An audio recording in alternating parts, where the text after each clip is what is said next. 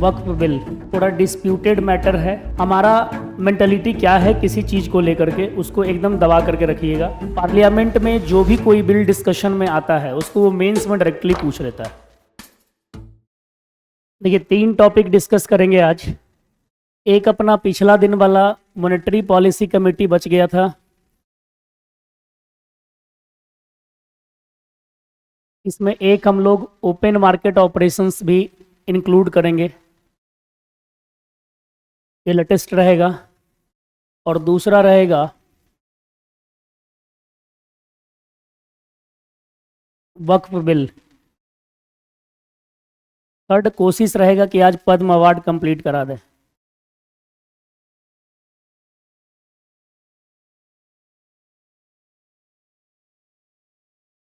थोड़ा disputed matter है। Disputed इसलिए है, रिलीजियस टॉपिक है ना। और जब पार्लियामेंट में हंगामा हो रहा है तो ऑब्वियस है क्लास में भी चीज़ें आएंगी, तो आपको अपना अपना विचार आप निश्चित तौर पर रखिएगा कि भैया हमारा ये मानना है, वो ऐसे करना है। तो आपके मानने और ना मानने से यहाँ कुछ नहीं हो रहा है। गवर्नमेंट ने जो अपना बिल लाया है उसी बिल के रेस्पेक्ट में हम लोग बात करेंगे। हमारा मेंटलिटी क्या है किसी चीज़ को लेकर के, उसको एकदम दबा करके रखिएगा। और केवल बिल के हम लोग जो प्रॉज एंड कॉन्स हैं, क्या फीचर्स हैं, वक्फ होता क्या है, कैसे रेगुलेट अब तक होता आया है, अब क्या चेंजेज आए हैं, हम लोग इस पर डिस्कस करेंगे। ठीक है, कोई भी रिलीजियस एक्टिविटी का बात इसमें नहीं होगा। दिन भी रामनवमी है, इसलिए नहीं चाहते हैं कि कोई इस पर कोई इशू कोई दूसरा खड़ा करके लेके जाए। तो नया टॉपिक है, अच्छा टॉपिक है। और लगातार आप देखे होंगे, अगर बीपीएससी मेंस में खास करके, प्री में जो फैक्ट आएगा वो तो आ ही जाएगा, बीपीएससी मेंस में आप पिछले 3 साल का क्वेश्चन देख लीजिएगा, तो उसमें आपको एक ना एक बिल जरूर पूछा गया है। पार्लियामेंट में जो भी कोई बिल डिस्कशन में आता है उसको वो मेंस में डायरेक्टली पूछ लेता है। तो ऐसा आपको नहीं समझना है कि वक्फ बिल आया है पार्लियामेंट में तो हमारा मेंस में आएगा कि नहीं आएगा, बिल्कुल आएगा। और उसी में आपका वो नेचर जानना चाहता है कि आप क्या सोचते हैं। ठीक है, तो हम लोग उसके रेस्पेक्ट में बात करेंगे। ये सब फर्जी टॉपिक है, इस पर ज़्यादा कुछ नहीं है। तो पहले हम लोग डील कर रहे हैं मॉनेटरी पॉलिसी कमेटी, और एक आता है ओपन मार्केट ऑपरेशंस। ठीक है, देखिए मॉनेटरी पॉलिसी कमेटी वाला जो रिपोर्ट कार्ड है ये न्यूज पुराना है, बट अप्रैल में एक ऐसा इंसिडेंट हुआ है जिसको लेकर के फिर से ये डिस्कशन में आ गया है। और अप्रैल में साफ तौर पर था कि आरबीआई ने जो अनाउंसमेंट किया कि भाई हम 8000 करोड़ जो है उसका ओपन मार्केट ऑपरेशंस के थ्रू मार्केट में हम लोग इसको रिलीज करेंगे। तो ये कहीं ना कहीं मॉनेटरी पॉलिसी जो कमेटी इंडिया की आई है उसी को लेकर के एक बार फिर से आ जाएगा। तो पहले हम इसको समझेंगे, ये भी करंट का है, और उसके बाद ओपन मार्केट ऑपरेशंस को समझेंगे। देखिए कुछ और न्यूज जो आप समझ सकते हैं इसी वीक का है, वो ये है कि अगर आप लोग पढ़े हो शायद आरबीआई को लेकर के, तो आरबीआई का स्टैब्लिशमेंट कब हुआ था भाई? हुआ था ना 1 अप्रैल 1935 को आरबीआई का स्टैब्लिशमेंट हो चुका था। और इसके लिए एक एक्ट लाया गया था उस समय, उस एक्ट का नाम क्या था? RBI act 1934। तो आरबीआई ने अपना एस्टेब्लिशमेंट का 90 ईयर्स भी कंप्लीट कर लिया है। एक तो ये भी न्यूज है, कितना साल कंप्लीट कर लिया? 90 ईयर्स कंप्लीट कर चुका है आरबीआई। और इसी को लेकर के जो सेरेमनी ऑर्गेनाइज की गई थी मुंबई में आरबीआई के हेडक्वार्टर में, उसमें रिप्रेजेंटेशन किसका था? श्रीमती द्रौपदी मुर्मू जी का। ठीक है, तो 1 अप्रैल को जो मेन इवेंट होना था उसमें वही गई थी, यानी कि भारत की राष्ट्रपति गई थी। तो आरबीआई को लेकर के एक न्यूज़ तो आपके पास ये आ गया।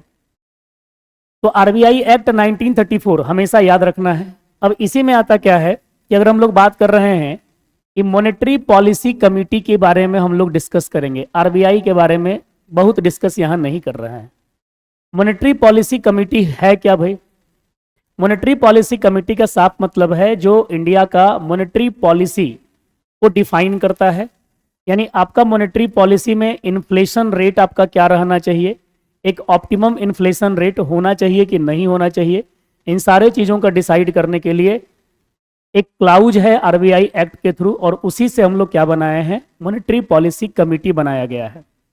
बीच में मॉनेटरी पॉलिसी कमेटी में कुछ अमेंडमेंट किया गया और नया तरह का इसका स्ट्रक्चर जनरेट किया गया, तो उस स्ट्रक्चर को भी हम लोग देख लेंगे। बट उसी का एक मीटिंग हुआ है, उसी मीटिंग में कुछ डिसीजंस लिए गए, डिसीजंस क्या हैं उस पर भी बात होगी। ये जो मीटिंग होना था आरबीआई का मॉनेटरी पॉलिसी कमेटी का, ये कितने नंबर का मीटिंग था, 53rd।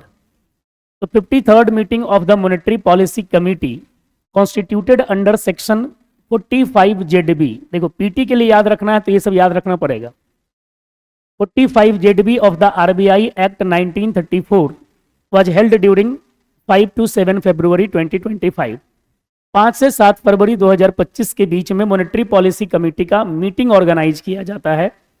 और इस मीटिंग में ध्यान रखना है, जो मॉनेटरी पॉलिसी कमेटी बनाई गई है वो आरबीआई का जो एक्ट है उसका सेक्शन है 45 ZB, इसी के थ्रू एस्टेब्लिशमेंट हुआ है।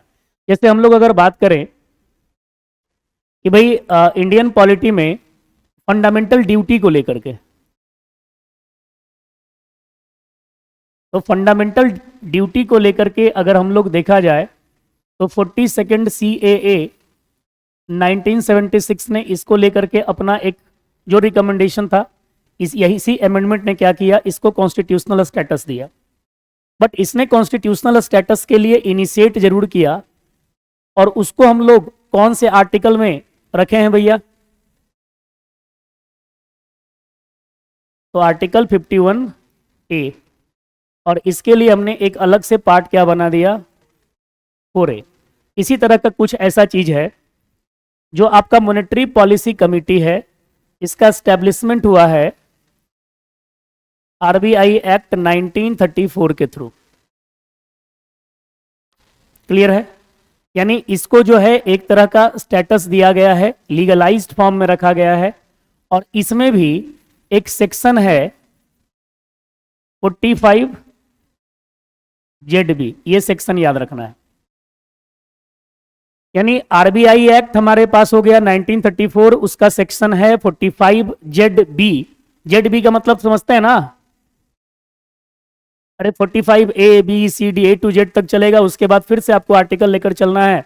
अब कोई बचा नहीं तो फिर से A से रिपीट कर दिया, यानी सीधा सा मतलब आप समझिए सेक्शन 45 का क्लाउज कौन सा हो जाएगा ये, अगर नंबर्स में बात करें तो 28, अरे Z तक 26 हुआ ना, ये यहां तक 26, उसके बाद कोई अब आगे तो लेटर आता नहीं है, तो यहां पर क्या हो जाएगा 27 28, ठीक है ना। तो सेक्शन 45 का ZB के थ्रू हम लोग इसको स्टैब्लिश किए हैं, उसी की मीटिंग हुई। अब उस मीटिंग में वो डिसीजंस क्या लेगा उस पर हम लोग डिस्कस करेंगे। हाँ, इसका इससे कोई लेना देना नहीं है, ये केवल और केवल समझाने के लिए है, ठीक है। ये हम लोग इधर बता रहे हैं एग्जाम्पल के साथ। नेक्स्ट आता है members of the monetary policy committee of RBI. RBI की जो मॉनेटरी पॉलिसी कमेटी है उसमें टोटल मेंबर कितना होता है, 6 मेंबर होता है।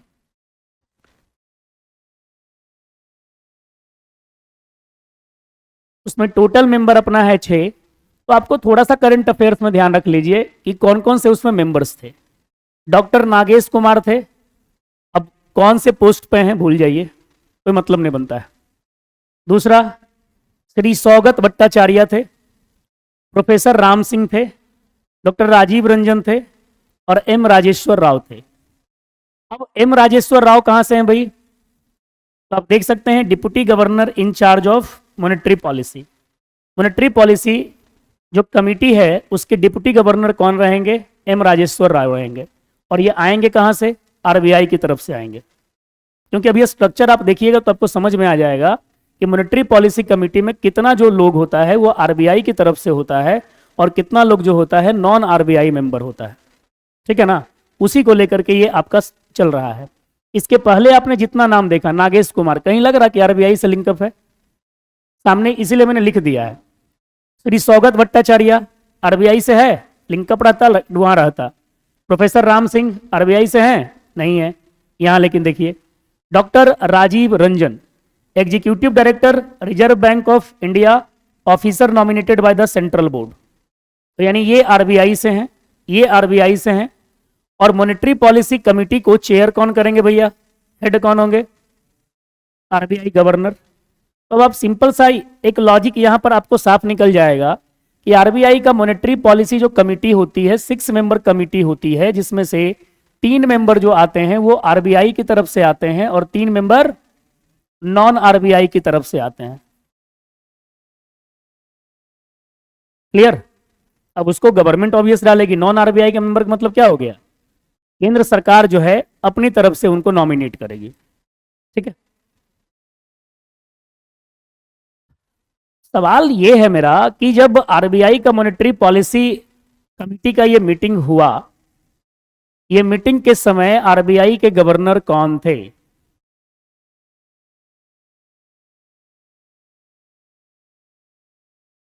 हमको नहीं पता, हम तो आप लोग से पूछ रहे हैं। कंफर्म सोच लीजिए।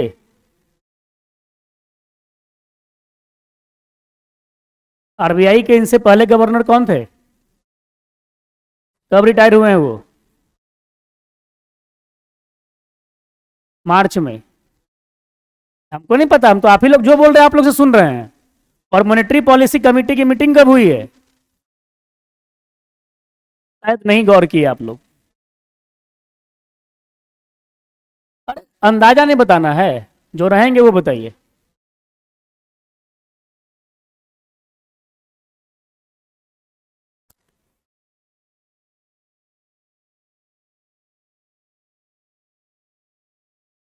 पांच से 7 फरवरी 2025 को। मैंने क्या कहा, न्यूज पुराना है, न्यूज इंपॉर्टेंट है, हर संडे को अपना ये न्यूज छूट रहा था।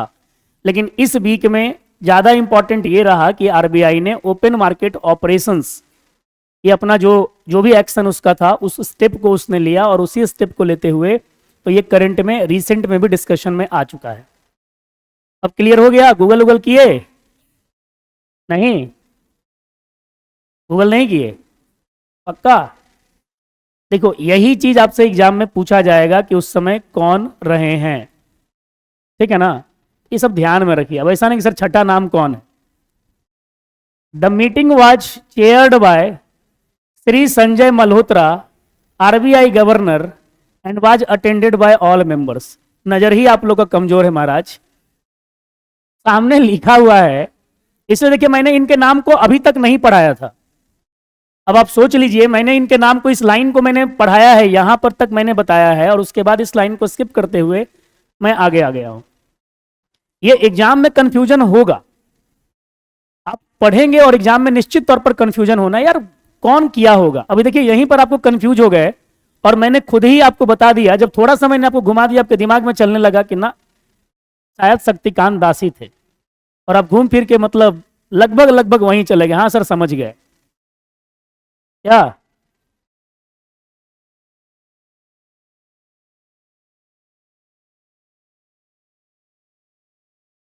तो ये क्वेश्चंस आपका रहेगा ही रहेगा, इसको ध्यान में रखिएगा। ठीक है। तो जो नए आरबीआई गवर्नर हैं संजय मल्होत्रा साहब, उन्होंने ही इस मॉनेटरी पॉलिसी कमेटी की मीटिंग को चेयरपर्सन वही थे। क्लियर है? तो ऐसा हम कह सकते हैं ना कि संजय मल्होत्रा साहब का first monetary policy committee review meeting है। अरे भाई बने आरबीआई के गवर्नर, और इन्होंने मॉनेटरी पॉलिसी कमेटी की मीटिंग स्टार्ट हो गई, और उस मीटिंग को इन्होंने ऑपरेट किया भैया, अच्छा से उसको कंडक्ट किया। ठीक है।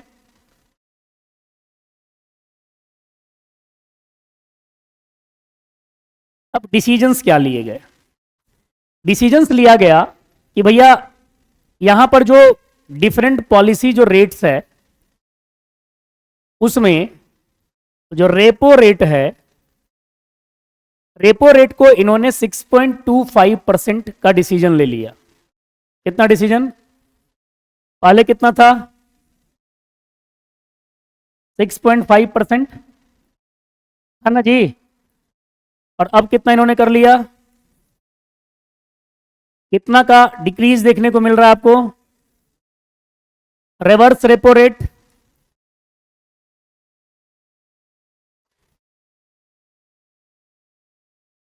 3.35%, standing deposit facility rate 6%, repo rate से 0.25% कम होगा। क्या होता है उस पर बात करेंगे। मार्जिनल स्टैंडिंग फैसिलिटी रेट, जिसको हम लोग MSFR के नाम से जानते हैं, 6.50%, ये रेपो रेट से 0.25% ज्यादा होता है। Bank rate 6.50%, CRR cash reserve ratio 4%, SLR statutory liquidity ratio 18%।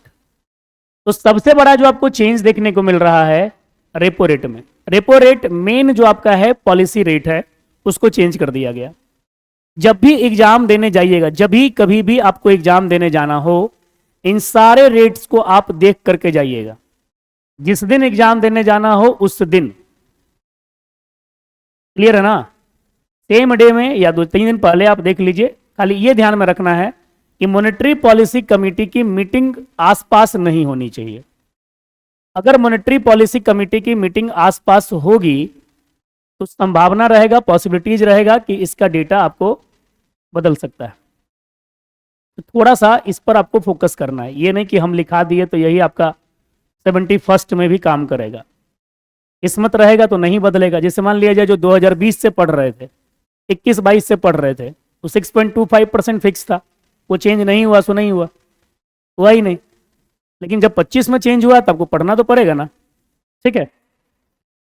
Economics किनका किनका हुआ है थोड़ा सा, बहुत बढ़िया। क्या होता है रेपो रेट?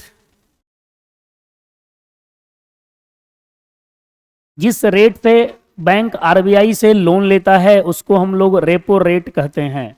पक्का कंफर्म ना, कुछ छूट रहा है?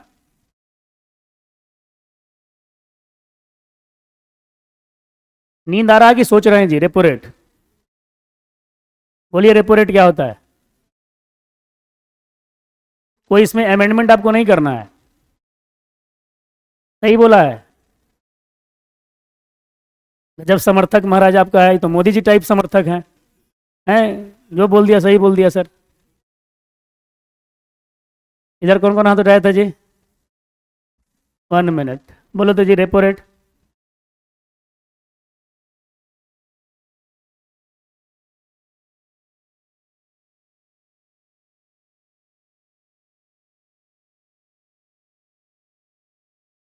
जो RBI बैंकों से लोन लेता है वो कहता है रेपो रेट। बहुत बढ़िया। देखिए मैं बार बार पिछले 2 वीक से मैं पूछ रहा हूं, क्या आपको रेपो रेट क्लियर है? आपने कहा हाँ सर, हम लोग को सब क्लियर है रेपो रेट। तो हम थोड़ा पूछ रहे हैं कि भाई रेपो रेट क्लियर है कि नहीं है, पढ़े कि नहीं पढ़े रेपो रेट? हाँ बताइए क्या होता है रेपो रेट? जिस रेट से हम लगता है गलत पढ़ रहे हैं भाई, अब हमको कंफ्यूजन हो रहा है। RBI लोन देती है बैंक को तो उसको कहते हैं रेपो रेट। बोलो जी।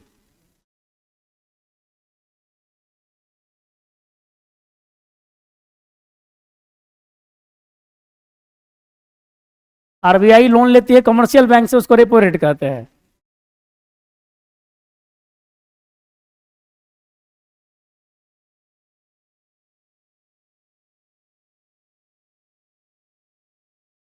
अरे सेंट्रल बैंक RBI है बाबू।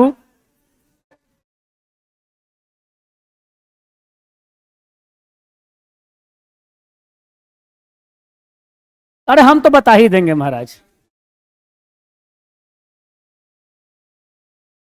वही होता है रेपो रेट।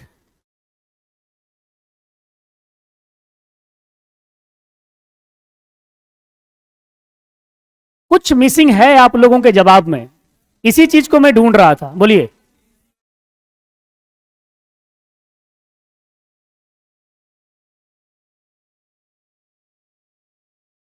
अरे भाई जो ही लोग बोला उसी को तुम अंग्रेजी में बता दिए। वक्त देखिए, आप लोग सब ठीक बता रहे हैं, कुछ कुछ को छोड़ करके। शॉर्ट टर्म लोन बोलना होगा। इस बात को आप समझिए। आप जो कह रहे हैं, मैं बार बार यही कह रहा हूं कि टेक्निकल एरर्स हैं इसमें, और यही टेक्निकल एरर्स है। Repo rate short term rate होता है, वो रेट है जिसपे कमर्शियल बैंक्स आरबीआई से पैसा को लेती है, लोन लेती है, कमर्शियल बैंक लेता है। बात समझ रहे ना? कमर्शियल बैंक आरबीआई से कहो, चाहे कमर्शियल बैंक सेंट्रल बैंक से कहो, फॉर शॉर्ट टर्म पीरियड, 10 से 15 दिनों के लिए, 30 से 45 दिन के लिए, इससे ज्यादा नहीं। हाँ, कमर्शियल बैंक बोले तो कमर्शियल बैंक आरबीआई से जो लोन ले रहा है शॉर्ट टर्म पर्पस के लिए, 30 से 45 दिन के पीरियड के लिए, उसे हम लोग क्या कह रहे हैं? रेपो रेट कह रहे हैं। अब समझ गए ना? शॉर्ट टर्म लोन है ये नहीं कहना कि लोन है। क्लियर? तो शॉर्ट टर्म जरूर लगाना है। रिवर्स रेपो रेट अपोजिट कर दीजिए।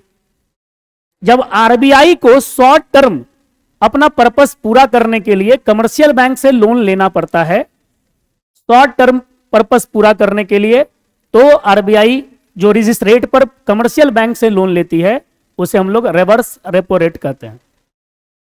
क्लियर है? इस पर अभी डील करेंगे। Standing deposit facility rate. Marginal standing facility rate क्या होता है? मार्जिनल स्टैंडिंग फैसिलिटी रेट का मतलब होता है कि जब कमर्शियल बैंक को वेरी शॉर्ट टर्म पर्पस के लिए, मिड नाइट के लिए आपको लोन चाहिए, 24 घंटा के लिए लोन चाहिए, तो 24 घंटा का लोन पूरा करने के लिए जब कमर्शियल बैंक आरबीआई से लोन लेता है उसे हम लोग क्या कहते हैं? Marginal standing facility rate. मतलब ये 24 घंटा के लिए, एक दिन के लिए। बात समझ रहे ना? तो ये क्या हो गया? वेरी शॉर्ट टर्म हो गया। देखिए, इसमें भी ले रहा है कौन? कमर्शियल बैंक आरबीआई से, लेकिन यहां पर ड्यूरेशन क्या है? बहुत कम है, 24 घंटा है, एक दिन है। इसलिए आपको इस टेक्निकल टर्म पर फोकस करना होगा। अब जैसे नीड क्या होता है भाई? अब आप सोचिए, जैसे एक पर्पस समझिए। जैसे मान लिया जाए हम लोग का अपना अकाउंट होता है बैंक में, तो बैंक का अकाउंट होता है, तो एक बैंक में कर दिया है एमएबी, मंथली एवरेज बैलेंस। आपके अकाउंट में मान लिया जाए पर डे आपने खाता खुलवाया है, और उसने कहा है क्या कि आपको भैया अपने अकाउंट में 15,000 रुपया मेंटेन करना है। कितना मेंटेन करना है? 15,000 रुपए आपके खाते में मेंटेन होना है। तो क्या 15,000 रुपया हम डाल करके छोड़ दें? नहीं। ठीक है, मान लिया जाए आपके अकाउंट में 0 रुपया रहा, तो क्या बैंक आपसे चार्ज काट लेगी? नहीं। 15 को आप 30 से मल्टीप्लाई कर दो, कितना हो गया भाई? 4.5 हो गया ना? यानी साफ तौर पर है कि आप अपने अकाउंट में एक दिन 4.5 लाख रुपया छोड़ दीजिए 24 घंटा के लिए, आपका मंथली एवरेज बैलेंस मेंटेन। समझ रहे हैं ना? तो कभी कभी ओवरनाइट आपको पैसा चाहिए। जैसे हम लोग को कभी कभी किसी से जरूरत होता है पैसा का, एक आध दिन के लिए, 2 दिन के लिए, तो हम लोग बोल देते हैं कि भाई अकाउंट में भेज देना, तुमको 24 घंटे के बाद मिल जाएगा। तो 24 घंटे के बाद का मतलब क्या हो गया कि सपोज मान लिया जाए कभी मंथली एवरेज बैलेंस मेंटेन नहीं हो पाया, कभी क्रेडिट कार्ड का बिल पेमेंट करना है, तो अब एकदम इमरजेंसी है, नीड है, तो भाई अब तुरंत किसी से पैसा मंगवाया, पेमेंट किया, अगले दिन उसको ट्रांसफर कर दिया। लेकिन जो अर्जेंट नीड है वो तो फुलफिल हो गया ना। तो ऐसा बैंकों को भी तो जरूरत हो सकता है। तो ऐसे पर्पस को पूरा करने के लिए बैंक्स जिस रेट पर वेरी शॉर्ट पर्पस के लिए जब उस लोन लेती है तो उसे हम लोग क्या कहते हैं? Marginal standing facility rate. Clear है? अब क्लियर हो गया ना? Repo rate, reverse repo rate, इसको एकदम साइड करके चलिए। Marginal standing facility rate. Bank rate क्या होता है भाई?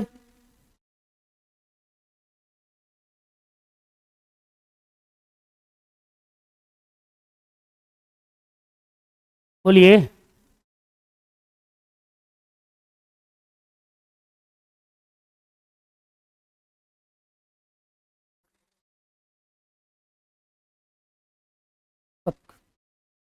बिना कोलेट्रल का? कोलेट्रल लेकर के दे चाहे विदाउट कोलेट्रल लेकर के दे, इसमें कोलेट्रल काहे आएगा? कोलेट्रल का मतलब नहीं है। आप कहीं दूसरे तरफ तो नहीं जा रहे हैं कोलेट्रल को लेकर के। बैंक जिस रेट पर लोगों को लोन प्रोवाइड करती है और जो किसी से मतलब एक समझिए कि इससे कम नहीं हो सकता है, मतलब ये वो मिनिमम रेट है जिससे आप कम के रेट पर किसी को आप लोन नहीं प्रोवाइड कर सकते। ये मिनिमम रेट है, ठीक है ना। जैसे मान लिया जाए अभी बैंक रेट 6.5% है, सपोज मान लिया जाए, तो 6.5% अगर बैंक रेट है तो आप जाइए बैंक से लोन लेने के लिए, तो क्या बैंक आपको 6.5% पे दे देगा? सवाल ही नहीं है। ये मिनिमम है, इससे नीचे बैंक नहीं जा सकते। आईबीए की मीटिंग में डिसाइड होता है क्या कि बैंकों को लोन का कितना रेशियो बांटना है, ठीक है। ऐसा नहीं कि बैंक किसी भी कस्टमर को 6.5% पे लोन प्रोवाइड कर देगा। तो समझिए पार्शलिटी होनी शुरू हो जाएगी बैंकिंग सेक्टर में। कहेगा तुमको 6.5% पे 5,000 करोड़ रुपया दे रहे हैं, उसमें से 50 लाख 1 करोड़ हमको ट्रांसफर कर देना, क्या लगेगा? कुछ नहीं लगेगा, समझ रहे हैं ना। तो एक मिनिमम फिक्स कर दिया जाता है। सीआरआर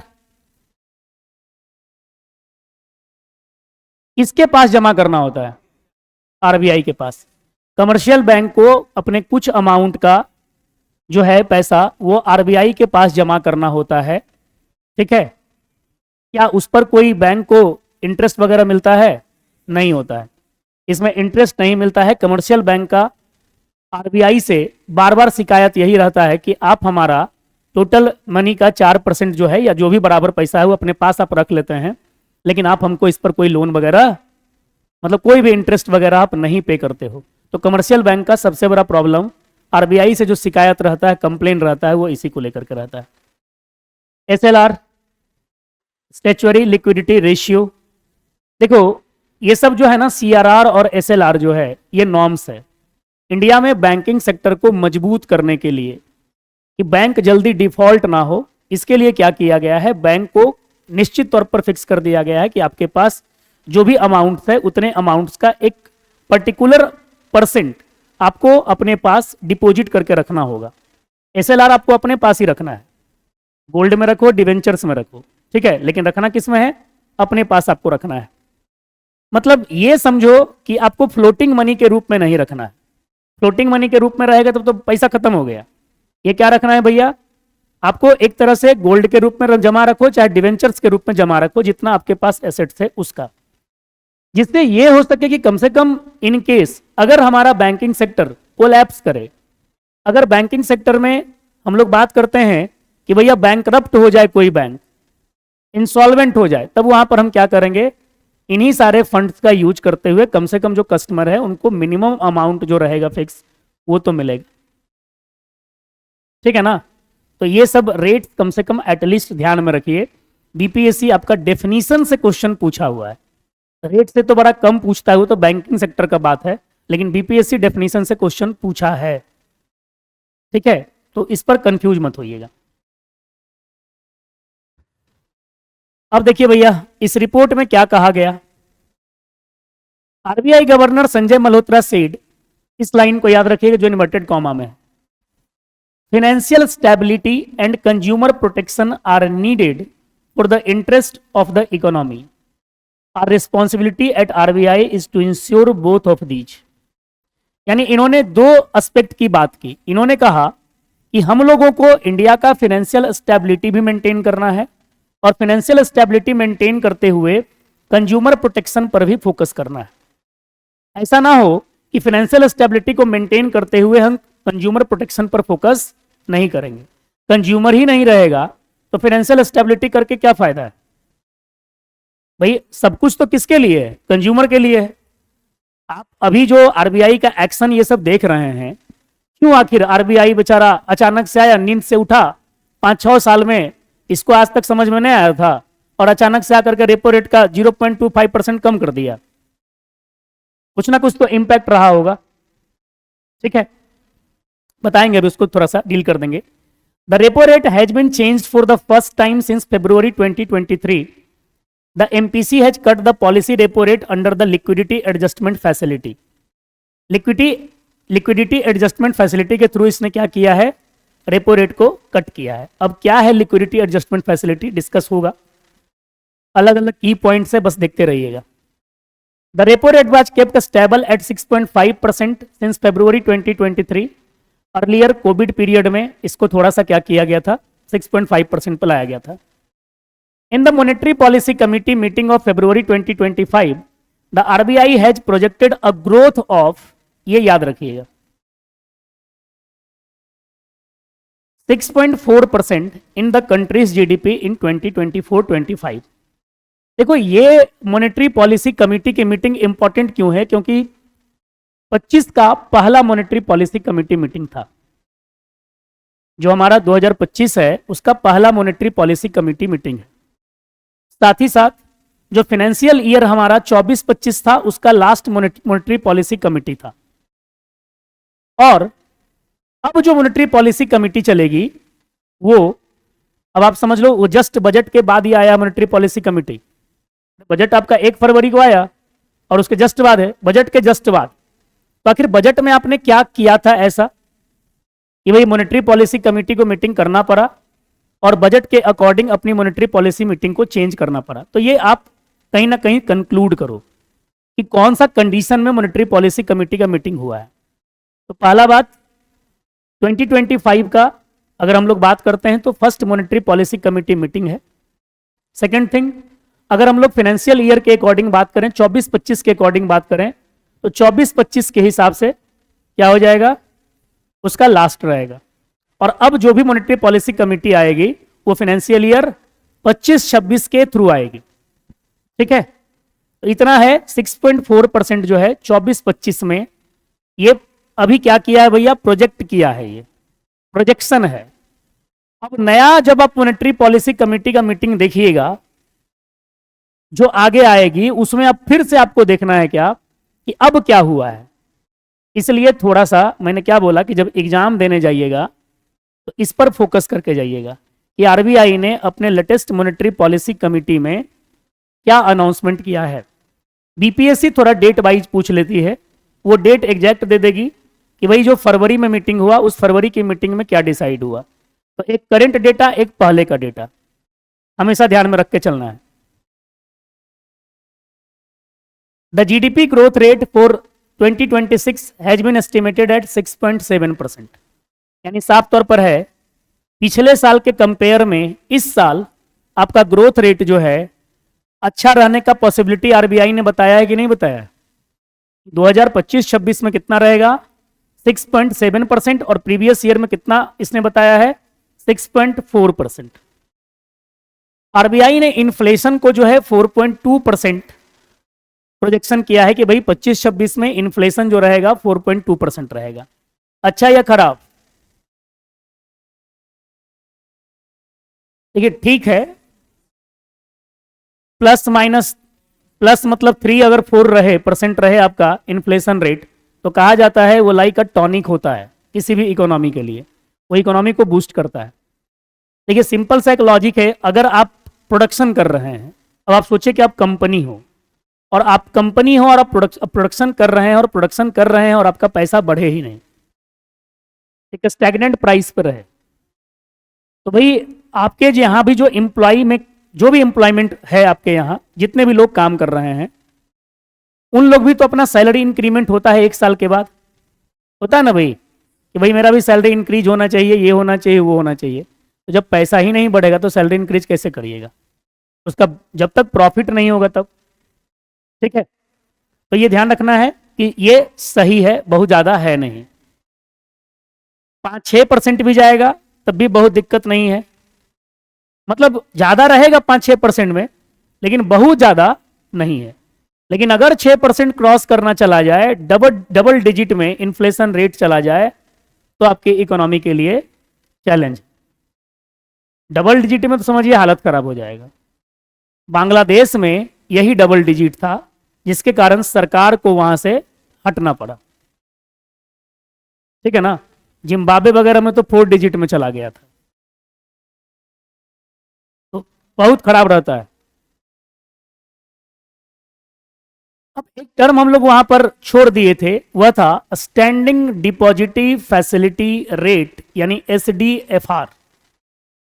ये न्यू कॉन्सेप्ट है, ये बहुत दिन का कॉन्सेप्ट नहीं है, ये न्यू कॉन्सेप्ट है।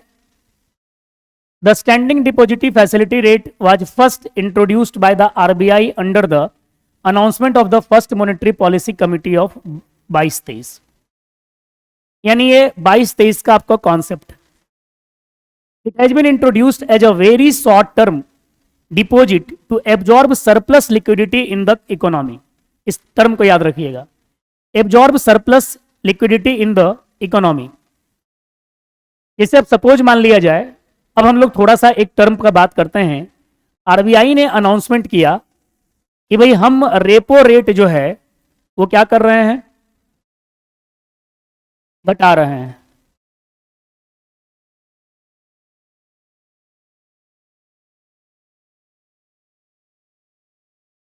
RBI ने कहा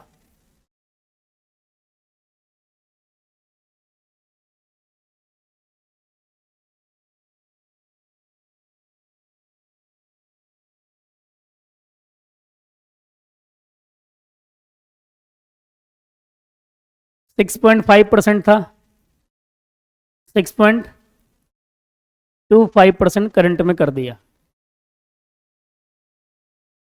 क्या RBI का ऐसा करने से मार्केट में इन्फ्लेशन बढ़ेगा या इन्फ्लेशन घटेगा?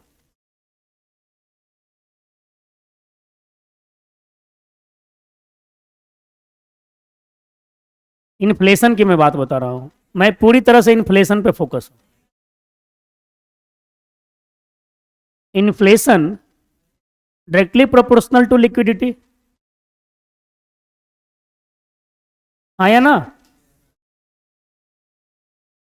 इन्फ्लेशन हम लोग बात बोलें चाहे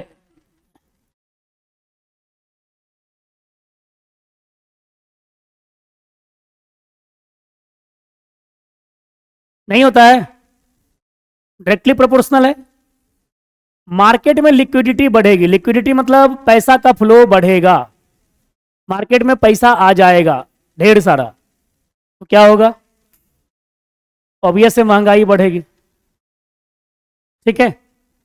और अगर लिक्विडिटी कम होगी देन व्हाट? इन्फ्लेशन कम होगा। तो अब आप सोच लीजिए कि RBI करना क्या चाह रही थी। देखिए, कोई भी मॉनेटरी पॉलिसी कमिटी होता है ना, तो आप बैंकिंग वाला टर्म ऐसा मत पढ़िए कि कितना रेट है, डेटा करके चले जाइए, नहीं। आप सिविल सर्विसेज एस्पिरेंट वाला आप दिमाग लगाना शुरू करिए। यार RBI ऐसा क्या डिसीजन लिया और क्यों लिया, और इसी समय ऐसा RBI डिसीजन क्यों ले रहा है? हम इससे पहले भी बता चुके हैं कि RBI मोदी जी के समय में सबसे बड़ी बात आई क्या, इन्होंने कौन सा पे कमीशन का घोषणा किया भैया?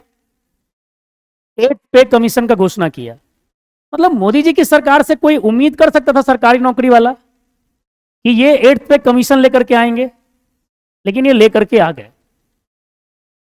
और उसके तुरंत बाद जस्ट जैसे ही मॉनेटरी पॉलिसी कमेटी की मीटिंग होती है तो रेपो रेट को भी कम कर दिया जाता है। कुछ ना कुछ इकोनॉमी में चल रहा था तब तो एक प्रोजेक्शन किया गया कि इंडिया की इकोनॉमी में जो है रिसेशन आने वाला है।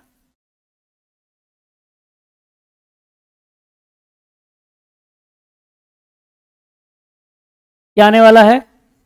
रिसेशन आने वाला है, मंदी आने वाला है। लोगों के हाथ में पैसा है नहीं,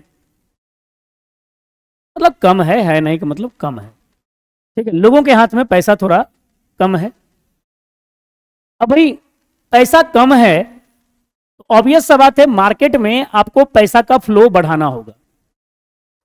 तो गवर्नमेंट सेक्टर के एम्प्लॉय के लिए उन्होंने क्या किया कि 8th पे कमीशन हम अनाउंस करने जा रहे हैं।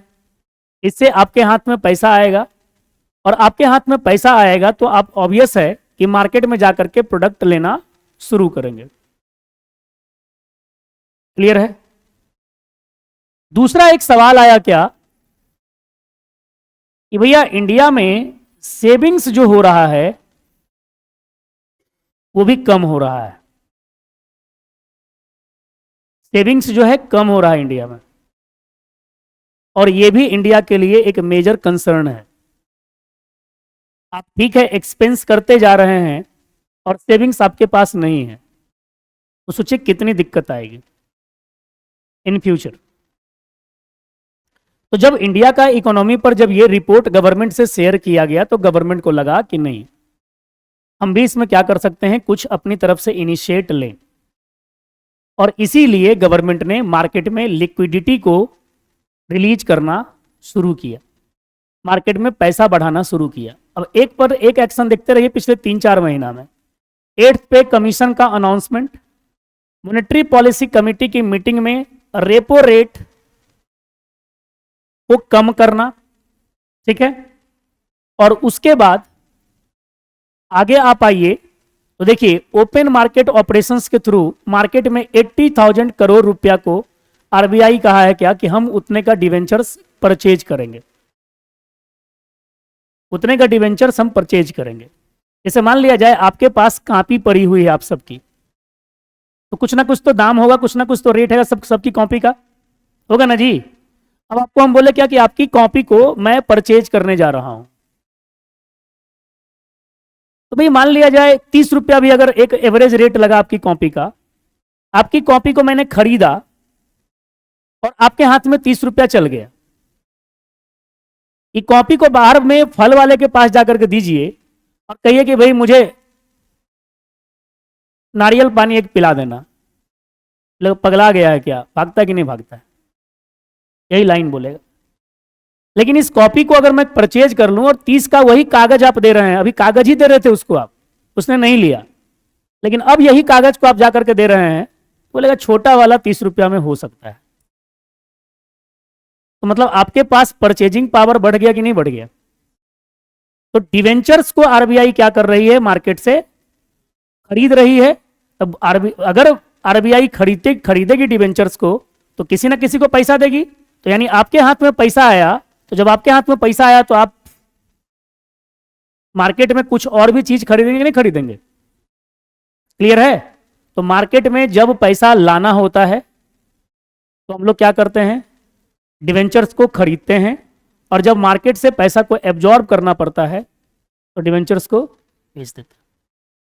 तो आप लगातार देखिए, आपको समझ में आ जाएगा कि इंडिया की इकोनॉमी पर रिसेशन का खतरा है कि नहीं है। जैसे सिंपल सा है, रेपो रेट मैंने क्या बताया था, जिस रेट पे कमर्शियल बैंक आरबीआई से लोन लेता है, ठीक है ना, शॉर्ट टर्म लोन लेता है, उसी को हम लोग रेपो रेट कहते हैं। जैसे मान लिया जाए किसी बैंक को 100 रुपया लेना है, किससे, आरबीआई से।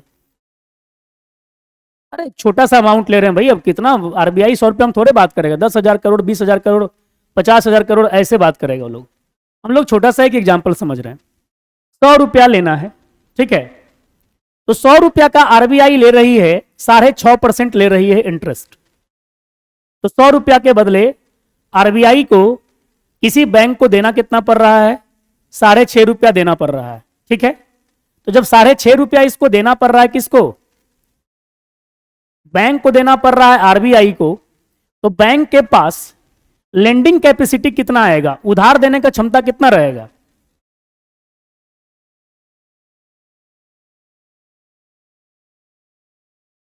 यानी 93.5 रुपया जो है ये किसी को दे सकता है, यही ना है, समझ रहे ना ये इस पॉइंट को। अब क्या हुआ भाई, 0.25% कम कर दिया, आरबीआई ने कहा कि हम 0.25% कम कर देते हैं। तो अब वही 100 रुपया जो अब का रेट से लेगा तो क्या हो जाएगा भाई, 100 रुपया ही लिया, लेकिन बैंक के पास इसने आरबीआई को कितना दे दिया, 6.25 रुपया दे दिया, तो कितना बच गया भैया, 93 पॉइंट।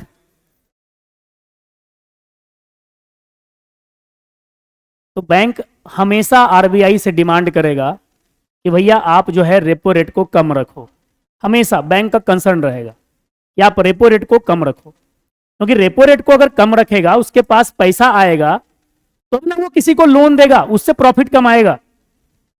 बात समझ रहे हैं?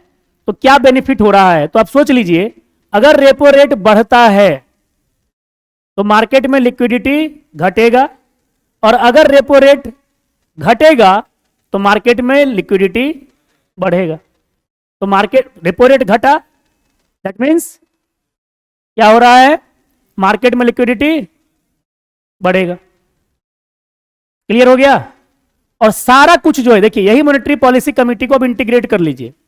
सब कुछ जो है इकोनॉमी में रिसेशन को दूर करने के लिए और सेविंग्स नेचर को बढ़ाने के लिए आरबीआई के द्वारा उठाया गया स्टेप्स है ये सारा कुछ। ठीक है? क्योंकि जितना आपके पास ज्यादा पैसा रहेगा, आप सेविंग्स भी तो उसी तरह से करेंगे। अब अलग बात होगा कि जितना पैसा आया सब खर्चे में उड़ा दिए और महीना में लास्ट में फिर चल गए उधारी में, तो वो बात अलग है। ठीक है? लेकिन अगर एक नॉर्मल बजट है, अगर उस बजट से आपको 500 रुपया कोई ज्यादा दे रहा है, तो 500 रुपया एटलीस्ट आपके पास बचना चाहिए। ठीक है? सेम पॉलिसी आपके पास यहाँ गवर्नमेंट ने डिसाइड किया कि नहीं, हम सबके हाथ में पैसा देंगे, तो जो उसका इसेंशियल जो अपना एक्सपेंडिचर होगा, इसेंशियल एक्सपेंडिचर करेगा, और उसके बाद वो सेविंग्स भी करेगा। अब पब्लिक सेविंग्स ही ना करे, पब्लिक उड़ाती जाए पैसा, तो बेनिफिट क्या? ठीक है? तो किसका हो रहा था भैया? स्टैंडिंग डिपॉजिटरी फैसिलिटी रेट की डिस्कस हो रही थी। इंट्रोड्यूस कब किए थे? वेरी शॉर्ट टर्म डिपॉजिट के रूप में, जिसको हम लोग क्या करते हैं भाई, इसको इकोनॉमी से सरप्लस लिक्विडिटी को एब्जॉर्ब करने के लिए इसको इंट्रोड्यूस किया गया था। जो ज्यादा हमारे पास लिक्विडिटी मार्केट में है, उसको एब्जॉर्ब करने के लिए स्टैंडिंग डिपॉजिटरी फैसिलिटी रेट लाया गया। It is a monetary policy tool that allows banks to deposit their surplus funds with the RBI without any collateral. कहाँ गए collateral वाले? यही है collateral। समझ गए? यही मैंने बताया था कि आपको जंप हो रहा कहीं और। तो विदाउट एनी collateral जो है, आप क्या कर सकते हैं, अपने सरप्लस पैसे को किसके पास डिपॉजिट कर सकते हैं? तो आरबीआई के पास डिपॉजिट कर सकते हैं। आरबीआई इसके लिए कोई कोलेट्रल नहीं देगी। समझ रहे ना कि आरबीआई कोलेट्रल देगी कि भैया तुम पैसा दो, ये वो करो, नहीं। This rate payable to banks remains 0.25% below to the repo rate. और ये किसको मिलेगा भाई? देखो, पैसा रख कौन रहा है? बैंक। किसके पास रख रहा? आरबीआई के पास। तो आरबीआई उस पर जो है बैंक को कुछ इंटरेस्ट देगी। क्लियर है? आरबीआई उस अमाउंट पर इंटरेस्ट देगी। किसको देगी? बैंक को, क्योंकि बैंक ने उसके पास पैसा रखा है। क्लियर है? ध्यान रखना है, सीआरआर में कमर्शियल बैंक आरबीआई के पास ही पैसा रख रहा है, बट आरबीआई उसके बदले कमर्शियल बैंक को कोई इंटरेस्ट पे आउट नहीं करती है। क्यों नहीं करती है?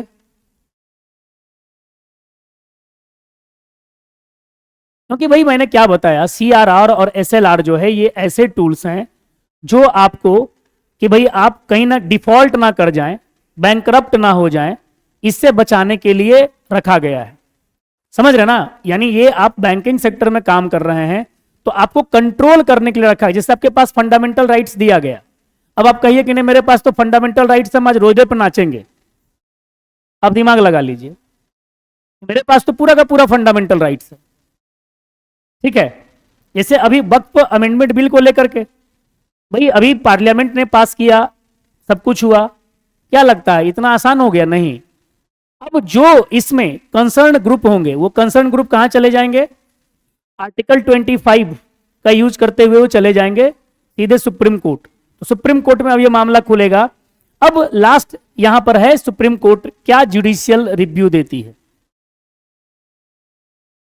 जुडिशियल रिव्यू का पावर तो है ना सुप्रीम कोर्ट के पास। पार्लियामेंट का काम है कानून बनाना, उसने कानून बना दिया, वो पार्लियामेंट के हिसाब से है। अब जुडिशरी इसको चेक करेगी, क्या ये वास्तविक अर्थों में जो रिलीजियस फ्रीडम हम लोगों को मिला हुआ है कॉन्स्टिट्यूशन के थ्रू, उसको खत्म कर रहा है, उसको मेंटेन कर रहा है या नहीं। ये कौन चेक करेगा? Supreme court. अब समझ रहे हैं ना? सेम कंडीशन यहां पर है। यहां पर कहां भागिएगा? तो बैंक के ऊपर भी तो बिग बॉस है, सेंट्रल बैंक, जिसको देखना क्या है। मैंने क्या बताया? Consumer protection, financial stability, RBI ने साफ तौर पर पहले स्टेटमेंट में बोला फाइनेंशियल स्टेबिलिटी तो हमको करना ही करना है, बट फाइनेंशियल स्टेबिलिटी के साथ साथ हम क्या चेक करेंगे, कंज्यूमर प्रोटेक्शन। ऐसा फाइनेंशियल स्टेबिलिटी का है का जब कंज्यूमर प्रोटेक्शन ही नहीं हो। बात समझ रहे हैं? ऐसा पैसा सेविंग्स करने से क्या फायदा जब आप जिंदा ही ना बचे। पैसा को देख रहे हैं, खा ही नहीं रहे हैं, कोई बेनिफिट है? लेकर के जाएंगे नहीं। अब मॉनेटरी पॉलिसी, ये देखिए जो अभी रिसेंट जो हुआ डेवलपमेंट, रिसेंट डेवलपमेंट का हम लोग बात बता दिए। मॉनेटरी पॉलिसी कमेटी में जो डिसीजंस लिए गए उस डिसीजंस का हमने बता दिया कि उस डिसीजंस के बाद क्या क्या इंपैक्ट हो सकते हैं, आरबीआई ने डिसीजन लिया क्यों है। और केवल मॉनेटरी पॉलिसी कमेटी में आरबीआई ने डिसीजन नहीं लिया है, आरबीआई ने जो डिसीजंस लिया है, आरबीआई के जो अभी स्टेप्स आप देखिएगा लगातार, आपको साफ तौर पर लग जाएगा कि कहीं ना कहीं इंडियन इकोनॉमी में रिसेशन आने का डर है, इसलिए आरबीआई लगातार इसी तरह से क्या कर रही है, डिसीजंस आगे लेकर के चल रही है। ठीक है, थोड़ा सा मॉनेटरी पॉलिसी, कभी अगर मॉनेटरी पॉलिसी पर मेंस में भी लिखने के लिए आ जाए तो हमेशा आपको इंट्रोडक्शन बताते हुए काम कर जाना है। Monetary policy is the controlling authority of RBI which works through adjustment of investment flow in the economy। जो क्या करता है भैया, जो हमारे पास इन्वेस्टमेंट फ्लो है इकोनॉमी में उसके एडजस्टमेंट पर काम कर रही है। Policies that affect the liquidity of money in the economy, that is money supply and interest rate, are called monetary policy. यही तो अभी बात हो रहा है ना। मॉनेटरी पॉलिसी की जो मीटिंग हुई, इस मॉनेटरी पॉलिसी की मीटिंग में क्या हो गया, आरबीआई आती है, 4 को 5 को मिलकर 6 को आदमी बैठ करके चाय पानी पीते हैं। चाय पानी पीने के बाद में वो लोग डिसाइड करते क्या है कि भैया ये पॉलिसी रेट है। वो तो अपना डेटा लगा के चले जाते हैं कि 6.25% हो गया, कोई 6.5% हो गया, कोई 6% हो गया, कोई 4% हो गया, कोई 18% रहेगा। यही ना होता है इनका अपना डिसीजन। लेकिन इस डिसीजन का इंपैक्ट क्या होता है, तो इस डिसीजन का इंपैक्ट कहीं ना कहीं लिक्विडिटी एडजस्टमेंट पे आता है कि नहीं आता है। अभी हम लोग एक कोर एग्जांपल दिए कि कैसे लिक्विडिटी एडजस्टमेंट किया जा रहा है। Through monetary policy RBI regulates the flow of money and the amount of its circulation in the economy.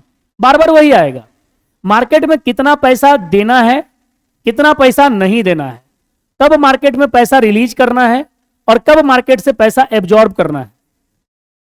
यही टूल्स जो है, यही डिसाइड जो किया जाता है वो मॉनेटरी पॉलिसी कमेटी में डिसाइड होता है। क्लियर है?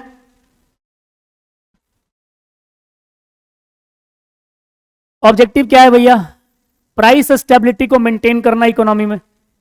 ये मेजर चैलेंज है, नहीं है? जब लास्ट यूपीए 2 की गवर्नमेंट थी, इन्फ्लेशन रेट काफी हाई हो गया था। मनमोहन सिंह साहब पीएम थे, इसके बावजूद कंट्रोल नहीं हो पा रहा था। मनमोहन सिंह साहब लेकर के चले आए किनको, रघुराम राजन साहब को। रघुराम राजन साहब स्पेशली कहा जाता है क्या कि उनके रिक्वेस्ट पर रघुराम राजन साहब आईएमएफ की नौकरी छोड़ करके इंडिया में आकर के आरबीआई का गवर्नर बने थे, क्योंकि मनमोहन सिंह साहब ने उनको रिक्वेस्ट किया था। हो सकता है कि कोई दूसरा अगर पर्सन भी उनकी जगह रहता तो शायद इंडिया की इकोनॉमिक कंडीशंस अच्छी होती। लेकिन उस कंडीशन में रघुराम राजन ने जो अपना एक्शन लिया, उस एक्शन के आप देखिए, उसका रिजल्ट आप देखिएगा। रिजल्टेंट अगर देखना है तो मोदी जी के पीरियड में इन्फ्लेशन रेट स्टैग्नेंट हुआ, कम हुआ, बीच में बढ़ा, वो अलग अलग कारणों से बढ़ा। बट कहीं ना कहीं आरबीआई का जो रोल होता है ना, वो इसी चीज को चेक करना है।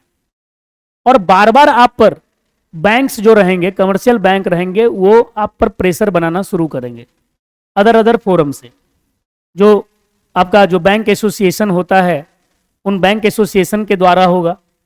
ठीक है, अलग अलग जो कंपनीज होती हैं, ऐसा मत समझिए कि केवल और केवल बैंक का प्रेशर रहता है आरबीआई पे, जी नहीं। आरबीआई पे प्रेशर रहता है जो आपके पास कॉरपोरेट कंपनीज रहती हैं, उन कॉरपोरेट कंपनीज का भी प्रेशर रहता है आरबीआई पे, ये हमेशा ध्यान रखना है। और कॉरपोरेट कंपनीज का भी, कॉरपोरेट कंपनी जो रहती है उसको भी तो चाहिए कि भाई हमको लोन चाहिए, और लोन किस रेट पर चाहिए, जितना कम से कम रेट पर हमको लोन मिल पाए वो मेरे लिए बढ़िया रहेगा। नहीं तो आप सोचिए कि आप जाइए 10,000 करोड़ रुपया मांगने के लिए, आपको 10,000 करोड़ रुपया बैंक दे देगी? नहीं। और अभी जाएं बेचारे अंबानी जी, अडानी जी, क्या लगता है अपना पैसा ये लोग लगाते हैं यहाँ पर इन्वेस्टमेंट में, मार्केट में? नहीं, ये अपना पैसा ये लोग अपना प्रॉफिट के लिए निकालते हैं। मार्केट में जो पैसा लगाते हैं ये लोग बैंक से लोन लेते हैं, और बैंक से जो लोन लिया जाता है वो कॉरपोरेट रेट पे लिया जाता है। इस टर्म को ध्यान में रखिएगा। तो इनका भी तो इनडायरेक्टली प्रेशर रहता है। अब ये प्रेशर कहीं से होगा? गवर्नमेंट से होगा। गवर्नमेंट से अप्रोच करेंगे, फाइनेंस मिनिस्ट्री से बात करेंगे। तो आरबीआई में जो गवर्नर रहता है उसका बड़ा एक समझिए यहां पर कंट्रीब्यूशन है कि वो अलग अलग स्टेक होल्डर की बातों को सुन करके डिसाइड करेगा क्या कि हमको मॉनेटरी पॉलिसी में रेट क्या क्या रखना है। ठीक है, क्योंकि अल्टीमेटली प्राइस स्टेबिलिटी इकोनॉमी की मेंटेन रहनी चाहिए। दूसरा है the committee determines the policy rate necessary to achieve the inflation target that is 4% within range of +-2। 4% रहे जो एवरेज है, या तो +2 रहे या -2 रहे, इतना उसको मेंटेन करना है। ठीक है, तो प्राइस स्टेबिलिटी और इन्फ्लेशन रेट को मेंटेन करने के लिए आरबीआई मॉनेटरी पॉलिसी टूल्स को यूज करती है। ठीक है, इंस्ट्रूमेंट्स ऑफ मॉनेटरी पॉलिसी, इसमें क्वांटिटेटिव टूल्स होता है और क्वालिटेटिव टूल्स होता है मॉनेटरी पॉलिसी में। अब कोई बताएगा क्वांटिटेटिव क्या होता है, क्वालिटेटिव क्या होता है लिखा हुआ देख के बता सकते हो। अरे हमको लेमन अप्रोच में समझना है भाई।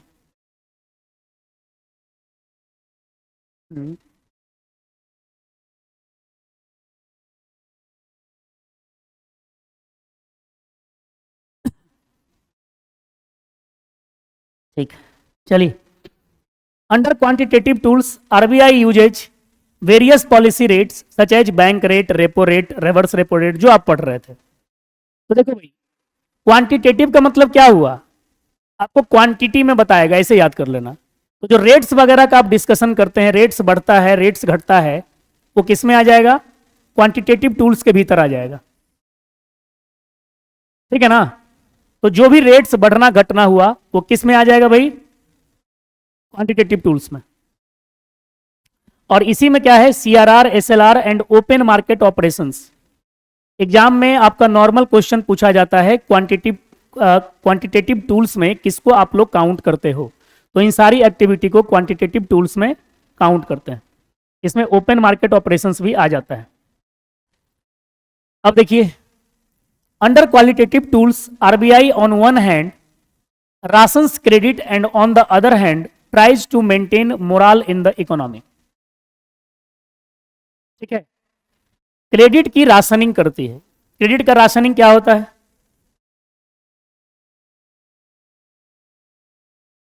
कुछ नहीं, अरे कुछ ना कुछ तो लिखा हुआ होगा। अगर आप समझदार होंगे, पढ़े होंगे, तो थोड़ा सा भी क्लू मिल जाएगा, बता दीजिएगा।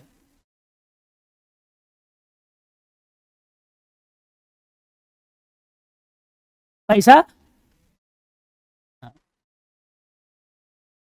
Credit rationing is a situation where lenders refuse to lend to a borrower even if the borrower is ready to take a loan and agrees to take the loan at the interest rate fixed by the lender।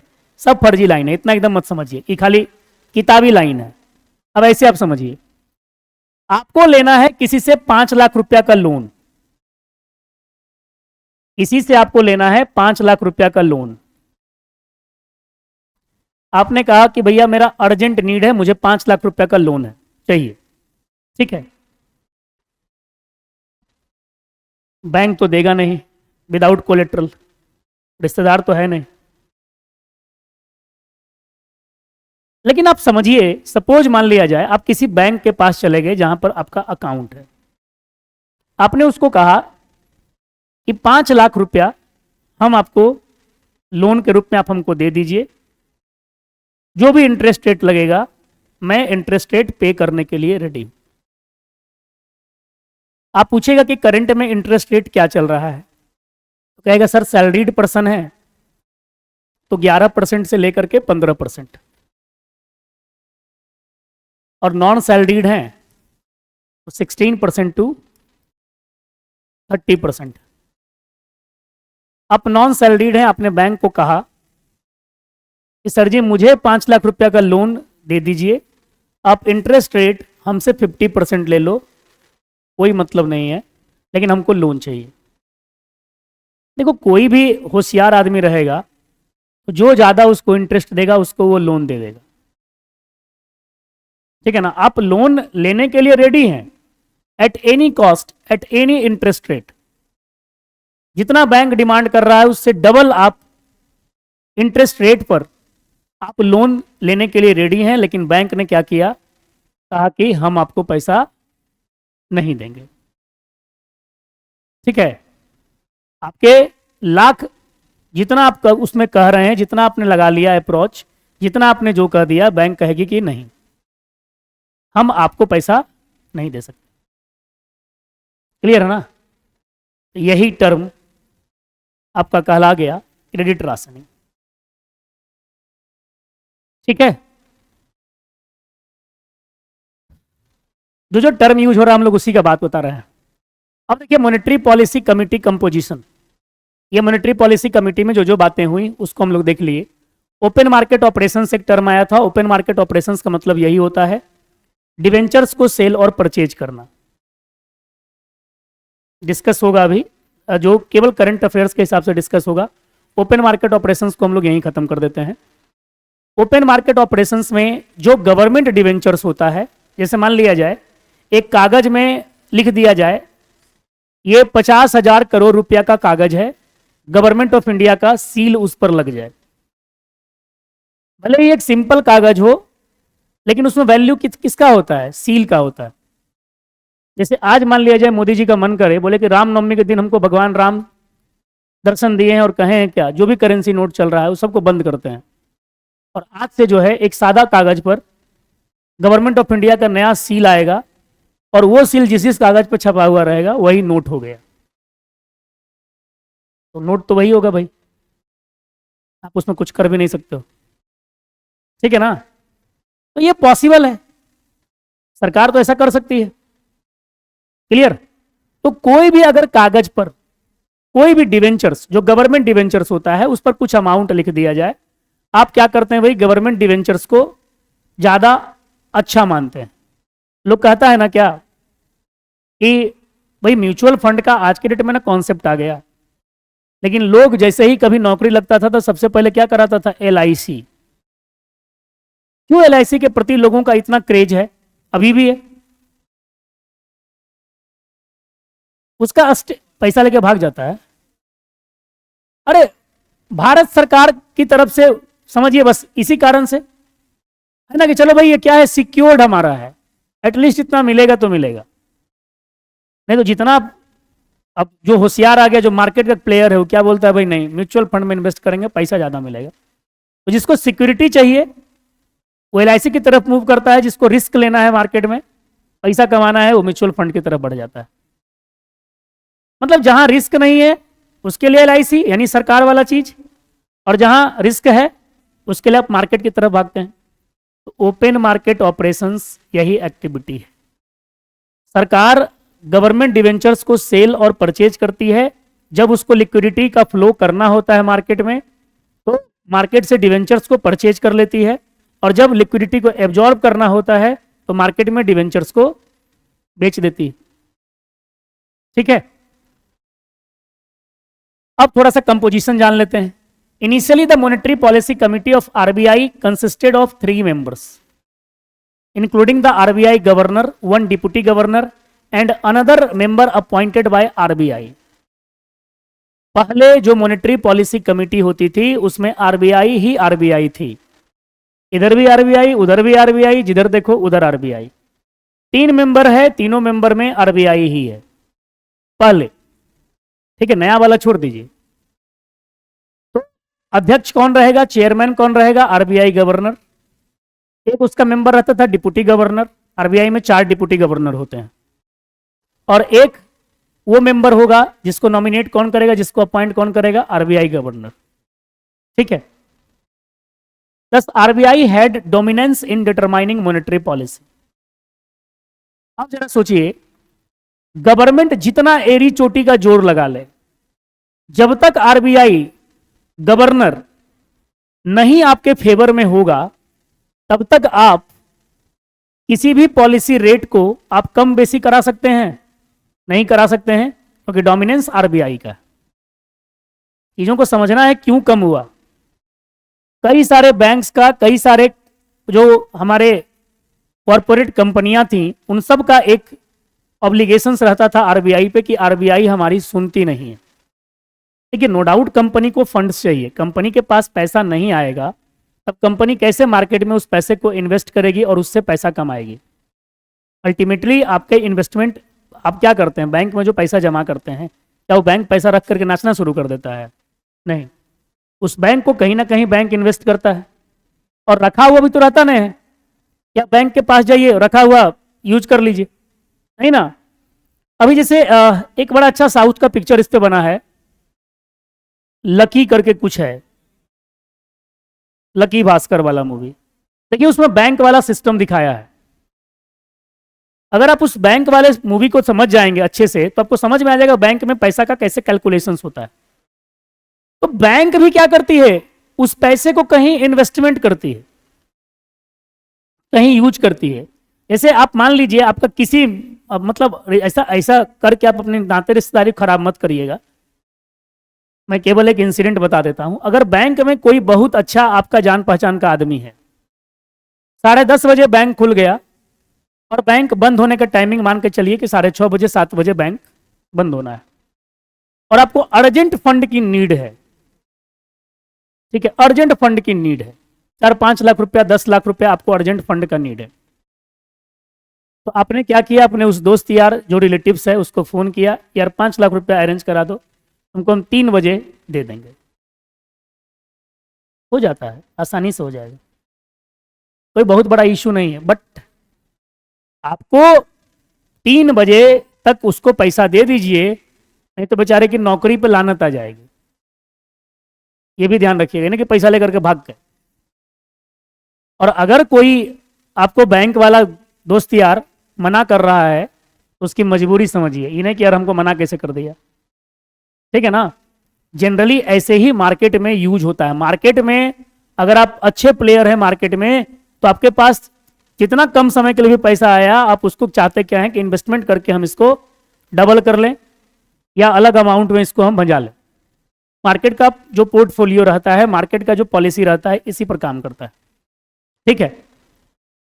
तो यही सब लोग demand कर रहा था RBI से, और RBI टस से मस होती नहीं थी, आरबीआई किसी का सुनती नहीं थी। तो सरकार पर को कहा गया कि नहीं भाई, मॉनेटरी पॉलिसी कमेटी में चेंज होना चाहिए। जब मॉनेटरी पॉलिसी कमेटी में चेंज हुआ तो ये एक पॉलिटिकल ड्रामा भी बना। अपोजिशन पार्टी ने आरोप भी लगाए कि भैया ये आप गलत कर रहे हो, ठीक है। वही बात हो गया कि भैया आप कॉर्पोरेट को बेनिफिट्स देने के लिए ये काम कर रहे हैं। तो जब भी कोई होगा, निश्चित तौर पर अपोजिशन का काम क्या है, आरोप लगाएगा ही लगाएगा, ठीक है।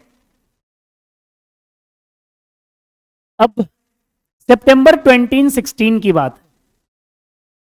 The government made changes in the monetary policy committee of RBI and limited the role of RBI to some extent. RBI के रोल को जो है मॉनेटरी पॉलिसी को लेकर के लिमिटेड कर दिया गया। The Government of India constituted a new monetary policy committee in September 2016 under Section 45ZB of the RBI Act 1954, जिसका अभी हम लोग डिस्कस कर रहे थे। तो ये जो मॉनेटरी पॉलिसी कमिटी आ गई है, ये कब से आ गई है? 2016 से। It is worth mentioning that while the earlier monetary policy committee was 3-membered, the new monetary policy committee has become 6-membered. 6 member का बना दिया गया है। The government of India nominate 3 representatives. अब देखिए आ गया ना, पहले गवर्नमेंट ऑफ इंडिया को नॉमिनेशन का कोई पावर नहीं था, अब गवर्नमेंट ऑफ इंडिया 3 मेंबर को जो है इसमें नॉमिनेट करेगी in the new monetary policy committee.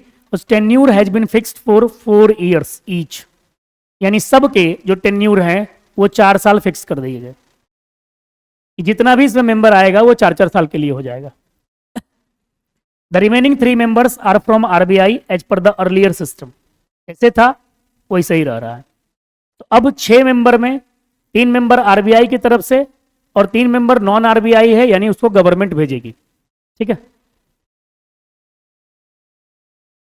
The voting rights of the members in the committee have been kept equal and in case of a tie in any matter the vote of the RBI governor is decisive। सबका vote क्या कर दिया गया, equal कर दिया गया। लेकिन अगर वोट टाई हो जाता है देन आरबीआई गवर्नर के पास डिसाइसिव वोट पावर होगा।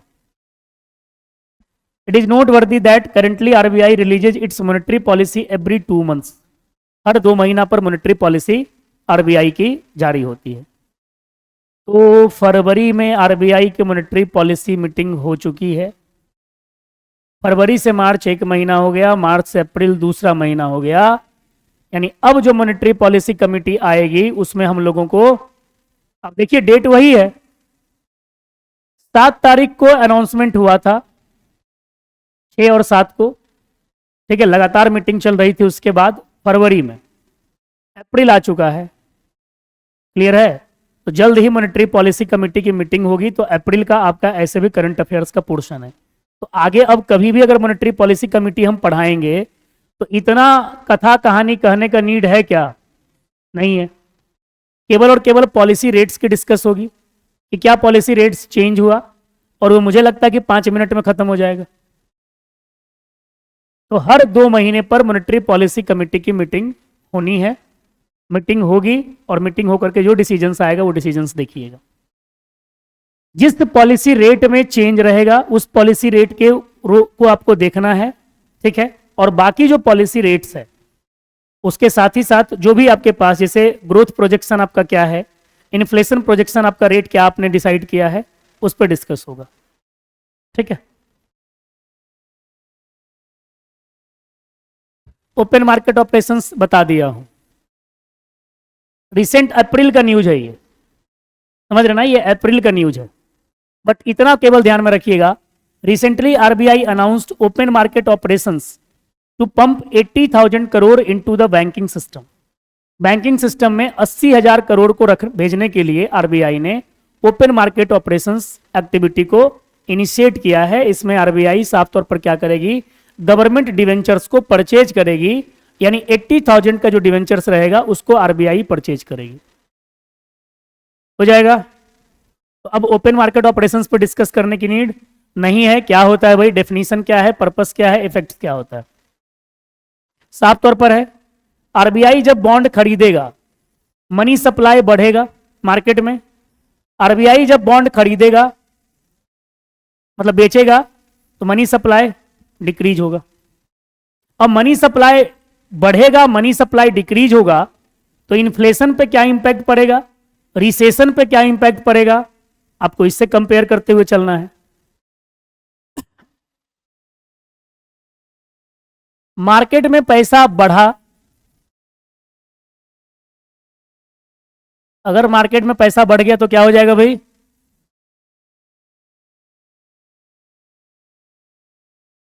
इन्फ्लेशन बढ़ेगा।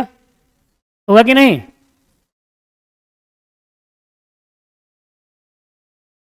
रिसेशन कम होगा। अरे आपके पास पैसा नहीं है, आप चीजों को नहीं खरीद पा रहे हैं, सो कॉल्ड रिसेशन, मंदी। हमारे पास पैसा आ जाएगा, हम भी जाके जहाज खरीद लेंगे। बात समझ रहे हैं ना? तो ये आपको ध्यान में रखना है, सब कुछ इसी से खेल है। ठीक है, तो जब आरबीआई कौन सा एक्शन करेगी, उससे मार्केट में पैसा आ रहा है कि मार्केट से पैसा एब्जॉर्ब हो रहा है, इस पर फोकस करना है। क्लियर है ना?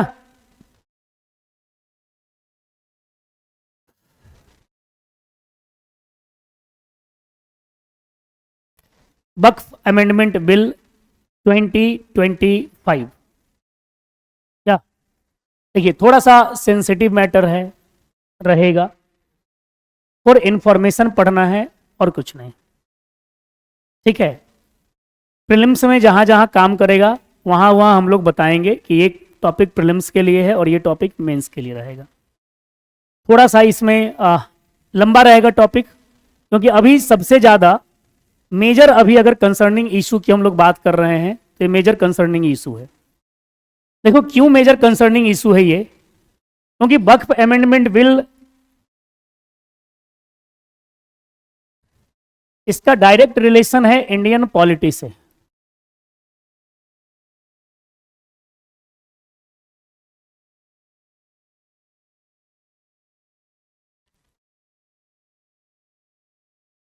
एक तो भाई इसको लेकर के जेपीसी बनाया गया था,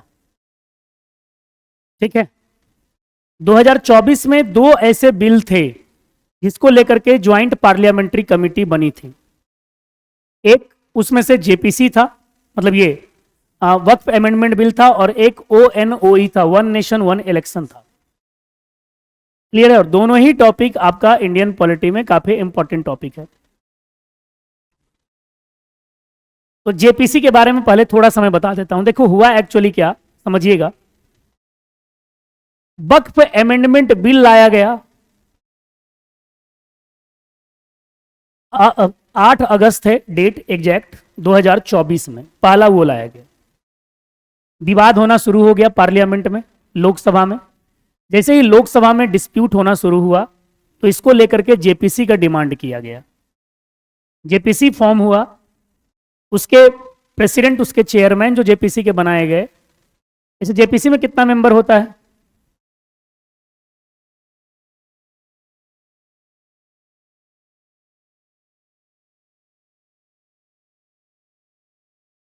इंडियन पॉलिटी कितने लोग पढ़ चुके हैं?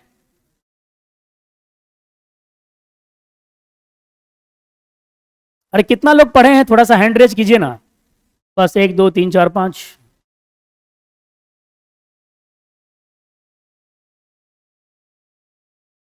क्या है?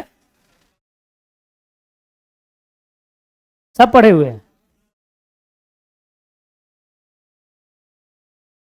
नहीं, हो गया है। पढ़े हैं ना जी? नहीं पढ़े हैं?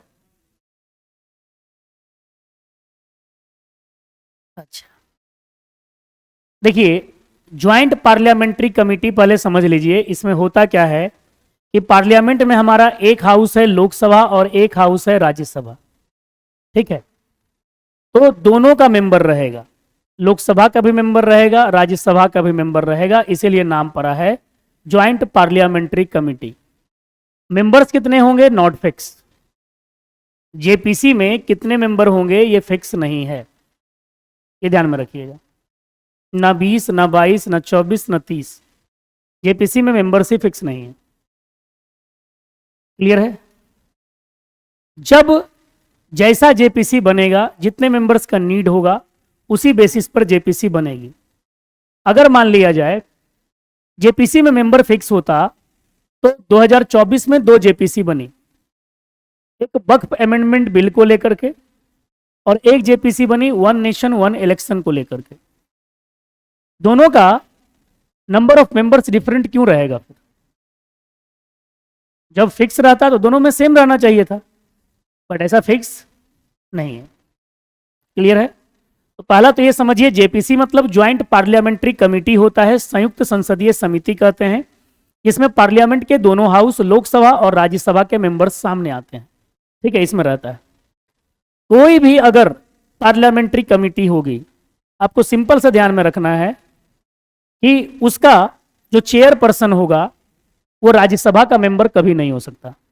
उसका चेयरपर्सन जो होता है वो लोकसभा का मेंबर ही होता है, और स्पीकर ही उसको नॉमिनेट करता है कि भाई ये रहेगा, चेयरपर्सन रहेगा, ठीक है।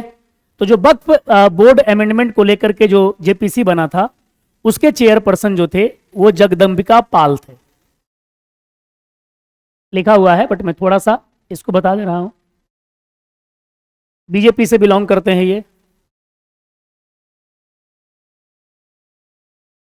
ठीक है। पहले कांग्रेसी थे, बाद में बीजेपी ज्वाइन कर लिए, और उसके बाद अभी बीजेपी को बन गए हैं।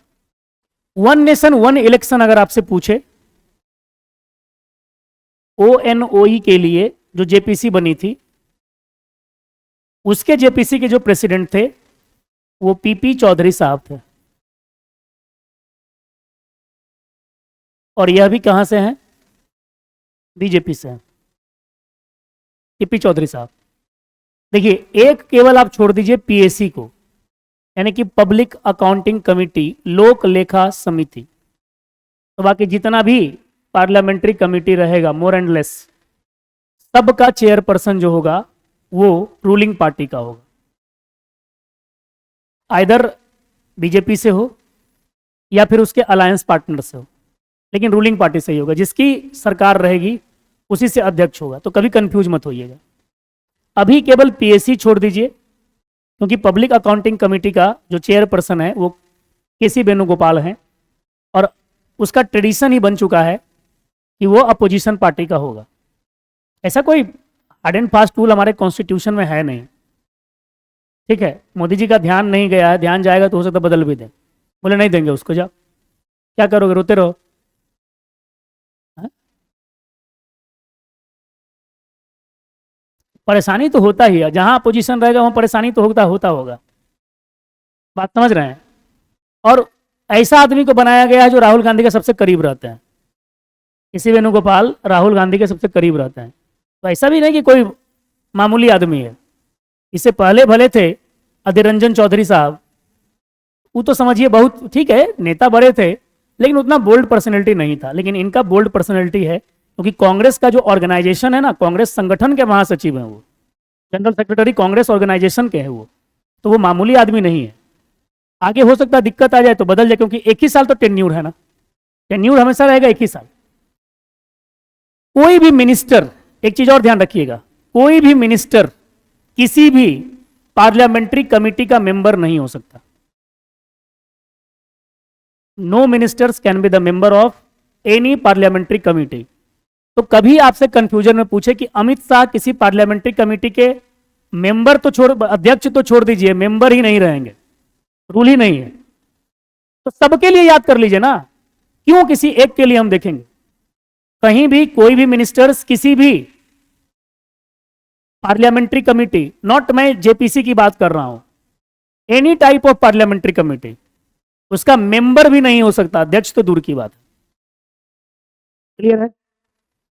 किसी भी पार्लियामेंट्री कमेटी की जो मीटिंग चलती है वो किसके रूल के थ्रू चलती है, लोकसभा के रूल के थ्रू, नॉट राज्यसभा के रूल के थ्रू, क्योंकि हर पार्लियामेंट्री कमेटी में लोकसभा के मेंबर्स राज्यसभा के मेंबर से ज्यादा होते हैं। ऑब्वियस डबल लेकर के चलिए, होता है, ठीक है, लगभग डबल होकर के चलता है, तो इसलिए लोकसभा का जो है पावर ज्यादा रहता है, इसलिए प्रेसिडेंट भी जो होता है वो जनरली लोकसभा का होता है। हो जाएगा।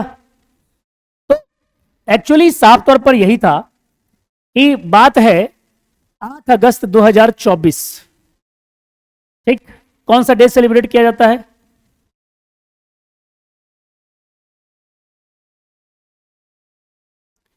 ये सब आप लोग जानते हैं, पढ़िए, समझ गए, ये सब ट्रेडिशनल वाला चीज है, ये सब पढ़ते रहिए। ऑप्शन दें सर, हमको भी नहीं पता हम क्या ऑप्शन है, हम तो ऐसे ही पूछ दिए, चाहिए सर ऑप्शंस दे दीजिए, ये सब चीज में ऑप्शंस इनको चाहिए। 8 अगस्त 2024 को 2 बिल पार्लियामेंट में लाए गए। बिल का नाम था the Waqf amendment bill 2024 and the Muslim Waqf repeal bill 2024। 2 bill लाया गया था लोकसभा में, बट डिस्प्यूट हुआ, डिस्प्यूट के बाद में 30 मेंबर का, अब देखो जहां से पीटी फैक्ट आपका आएगा, बिल को सबसे पहले कब लाया गया, 8 अगस्त 2024 को लाया गया। डिस्प्यूट होता है, बिल को लेकर के एक जेपीसी बना दिया जाता है, और जेपीसी के चेयरमैन कौन है, जगदंबिका पाल। क्लियर है। कितना मेंबर जेपीसी बना, 30 मेंबर की जेपीसी बनी। कितना मेंबर जेपीसी है, 30 मेंबर जेपीसी बना है। 2 पॉइंट याद रख लीजिएगा।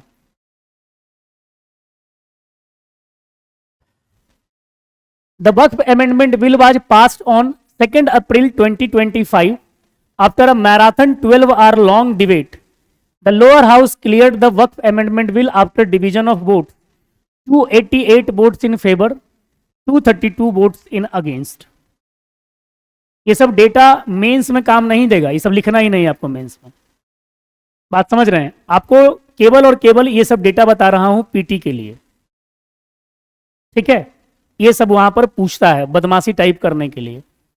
तो 2 अप्रैल 2025 की बात हो रही है, क्योंकि पहली बार अगस्त में लाया गया, जेपीसी के पास गया, जेपीसी ने इस पर अपना रिकमेंडेशंस दिया, जेपीसी के रिकमेंडेशंस के बाद इसको जो है फिर से लाया गया और लाया गया लोकसभा में। तो बिल का नाम अब 2024 की जगह 2025 कर दिया गया जेपीसी के बाद। ठीक है, 2 अप्रैल को लोकसभा ने पास कर दिया। आपको पता चला कि रात में खूब सारा लोग गए थे भाई मीटिंग फिटिंग करने के लिए, और जाकर के वो वहां पर पास हुआ। On 4th April 2025, Rajya Sabha cleared the Waqf Bill 2025 after 128 members voting in favor and 95 in against. ठीक है, तो वक्फ अमेंडमेंट बिल लोकसभा और राज्यसभा से पास हो गया। प्रेसिडेंट का साइन हो गया है ना, हो गया साइन, प्रेसिडेंट ने अपना साइन भी कर दिया। अब केवल और केवल एक आपके पास, अभी भी मैंने क्या बोला कि सुप्रीम कोर्ट, अब सुप्रीम कोर्ट में केस फाइल होना ही होना है, निश्चित तौर पर होगा, केस फाइल होगा। सुप्रीम कोर्ट का क्या जजमेंट आता है, उस जजमेंट को ध्यान में रखना है, क्योंकि अभी हुआ नहीं है। तो जब हुआ नहीं तो हम क्या इस पर बोल सकते हैं, भाई सुप्रीम कोर्ट डिसीजन लेगा, इस बिल को खत्म कर देगा, सुप्रीम कोर्ट इस बिल को कंटिन्यू रखेगा, सुप्रीम कोर्ट जाने। लेकिन जब आएगा तब आप अपडेट कर लेना। देखो, करंट में हमेशा अपने आप को अपडेट रखो। जैसे सुप्रीम कोर्ट की वो जो जज हैं बीवी नागरत्ना, जब आप पीआईएल पढ़ते होंगे, जो इंडियन पॉलिटी पढ़े हैं, जो नहीं पढ़े हैं वो आगे पढ़ेंगे, जो पब्लिक इंटरेस्ट लिटिगेशन पढ़े होंगे, तो मार्च 2024 का ही एक फेमस न्यूज है, बीवी नागरत्ना ने क्रिटिसाइज किया पीआईएल के इंप्लीमेंटेशन को लेकर के, और उन्होंने कहा क्या कि पीआईएल करंट में क्या हो रहा है, मिसयूज हो रहा है। पीआईएल का जो पर्पस था, उस पीआईएल के पर्पस को फुलफिल अब उस पे में नहीं किया जा रहा। लोग क्या कर रहे हैं, हीरोइज्म शो करने के लिए पीआईएल को एक टूल्स बना रहे हैं कि जैसे मुझे हीरोइज्म शो करना है तो मैंने क्या किया, किसी के बिहाफ में पीआईएल फाइल कर दिया। अब लोगों को लग क्या रहा है कि मैं तो भाई इसके अगेंस्ट में पीआईएल लेकर के चल रहा हूं फेमस होने के लिए, तो उन्होंने इसी पर कटाक्ष किया है। तो अब देखिए, पीआईएल की नेगेटिविटी में आप ये डाल सकते हैं, करंट अफेयर्स में केवल इतना ही चीज है कि सुप्रीम कोर्ट की जज बीवी नागरत्ना, इनका नाम तो ऐसे भी याद रखिएगा क्योंकि सुप्रीम कोर्ट की शायद फर्स्ट फीमेल अगर कोई चीफ जस्टिस बनेंगी तो यही बनेंगी, अब तक कोई नहीं बनी है। आप समझ रहे हैं, सुप्रीम कोर्ट की पहली महिला चीफ जस्टिस अगर इंडिया की बनेंगी तो इन्हीं का चांस है। ठीक है, बीवी नागरत्ना नाम है। 2025 में ही मार्च में इन्होंने डिसीजन दिया पीआईएल को लेकर के। तो जजमेंट किसका आएगा वो देखना होगा, किसके बेंच में गया है, क्योंकि 34 जज हैं सुप्रीम कोर्ट में, किसका बेंच में जाएगा। साफ तौर पर लगता है कि चीफ जस्टिस ऑफ इंडिया ही इस मामले की सुनवाई करेंगे, क्योंकि कॉन्स्टिट्यूशनल बेंच बैठेगा, और कॉन्स्टिट्यूशनल बेंच बैठेगा तो 5 मेंबर तो एटलीस्ट चाहिए ही चाहिए, तो उसमें लीड करेंगे। तो अब वो देखेगा क्या कि क्या ये बिल सही है और क्या ये बिल गलत है, उस पर चेक करेगा। ठीक है, डेट यहां से ध्यान में रखना है। 2 को लोकसभा ने पास किया, फेवर में 288, अगेंस्ट में 232 वोट्स। राज्यसभा में 4 अप्रैल को, और 128 मेंबर कहां पर भाई, सपोर्ट में, 95 अगेंस्ट में। तो सिंपल सा बात है, जो पॉलिटी पढ़े होंगे, मेरा सवाल उनसे है, इस बिल को जो है पास कराने के लिए कौन सा मेजोरिटी का नीड हुआ होगा। Simple majority.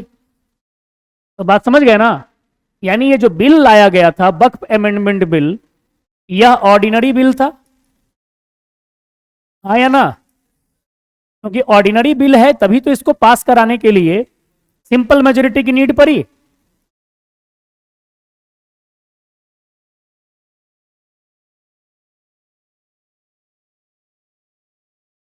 %50 +1 है ना, तो इसके लिए इन्होंने पास करा लिया।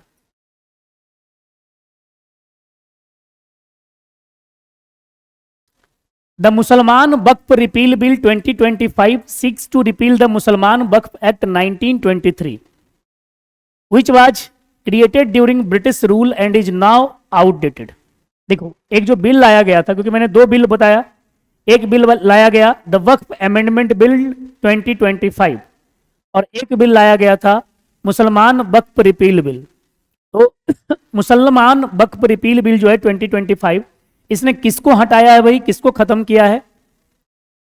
तो वक्फ एक्ट 1923 में, मतलब ब्रिटिश पीरियड में कोई बिल बना था, कोई एक्ट आया था और वो एक्ट अब तक लागू था, उसको जो है उसने खत्म कर दिया कि भाई अब उसके प्रोविजंस यहां पर नहीं चलेंगे। Removing this old law will help create a more consistent, transparent and accountable system under the Waqf act 1995, removing confusion caused by the old law. क्योंकि ओल्ड लॉ से क्या हो रहा था, कंफ्यूजन क्रिएट हो रहा था 1995 का बिल को लेकर के, इसलिए जो है जब उस बिल को हम खत्म कर दिए 1923 के बिल को, तो अब 1995 का बिल और उसके बाद जो प्रोविजंस है उसी प्रोविजंस को केवल देख रहे हैं। तो हम लोग पहले यही देख लेंगे कि भाई अब तक जो बिल आया है उस बिल में क्या क्या बात बताया गया था और मेजर चेंजेस क्या क्या रहे हैं। The Waqf Amendment Bill 2025 aims to update the Waqf Act 1995 to solve problems in managing Waqf properties. देखो दोनों अलग अलग बिल है और दोनों बिल का पर्पस अलग अलग है। जो हमारे पास मुसलमान वक्फ रिपील बिल 2025 आया, इसने क्या किया, तो जो वक्फ एक्ट 1923 थी उसको खत्म किया और उसको लेकर के जो कॉन्फ्यूजन था, जो ट्रांसपेरेंसी नहीं चल रही थी, उन ट्रांसपेरेंसी को इसने जो भी वक्फ बोर्ड है उसको ट्रांसपेरेंट बनाया, कंसिस्टेंट बनाया और अकाउंटेबल बनाया।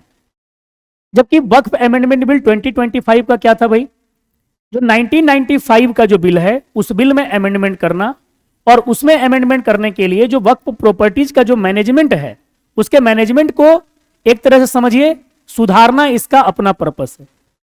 ठीक है, तो एक बिल नहीं, पार्लियामेंट में इससे रिलेटेड 2 बिल आई है।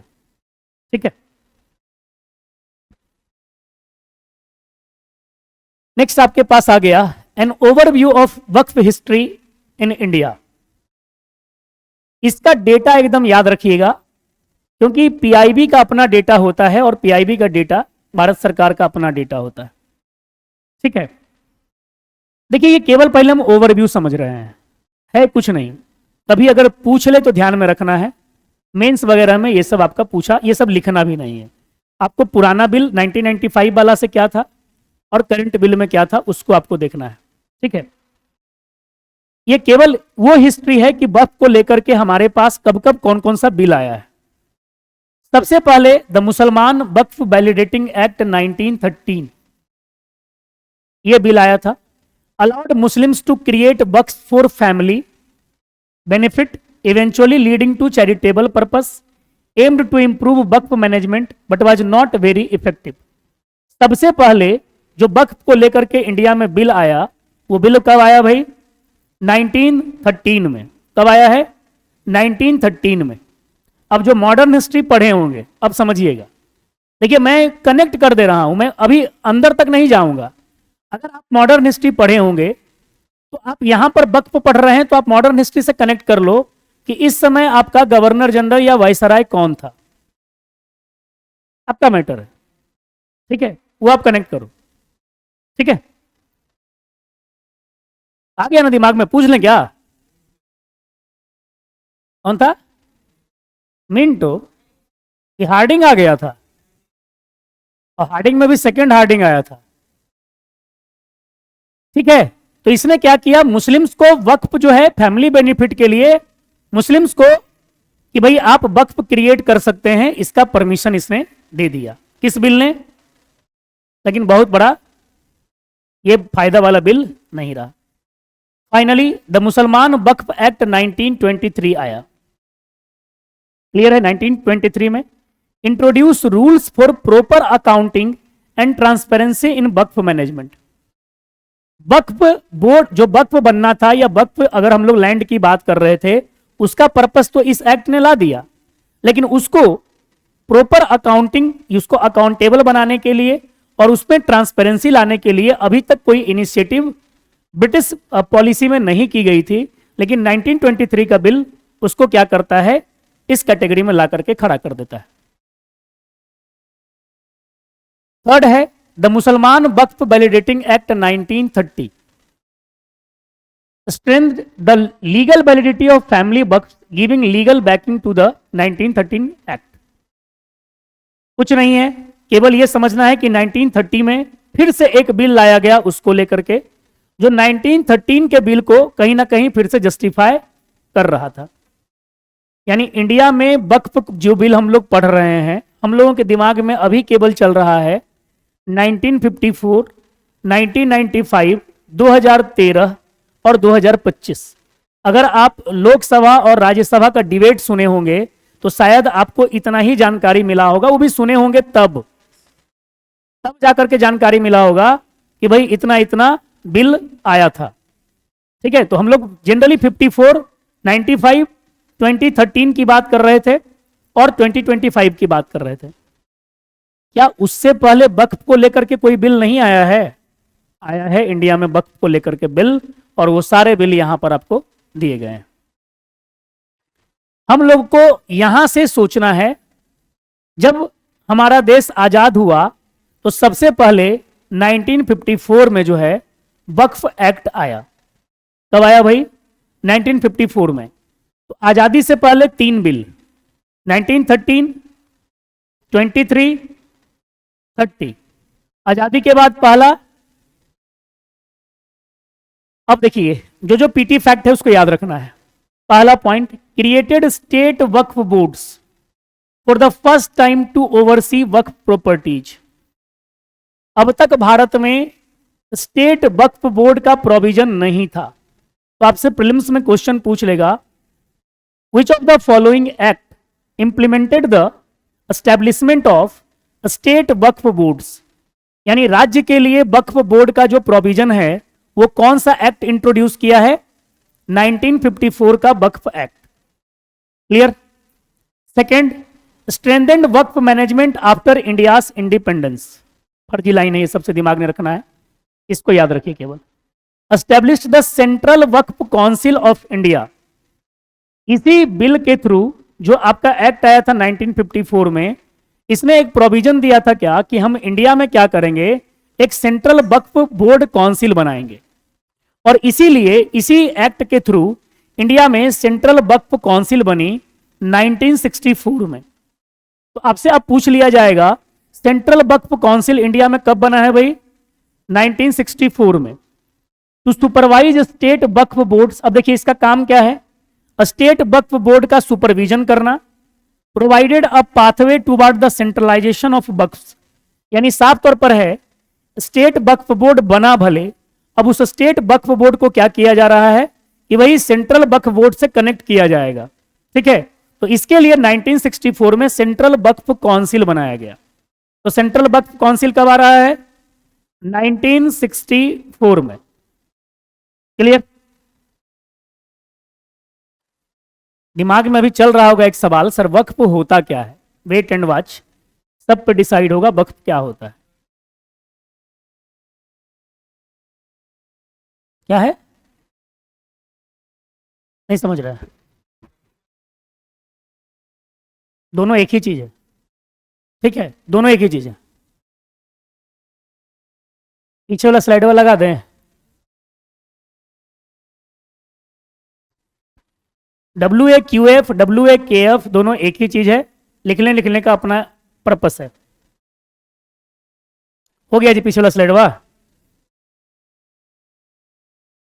है?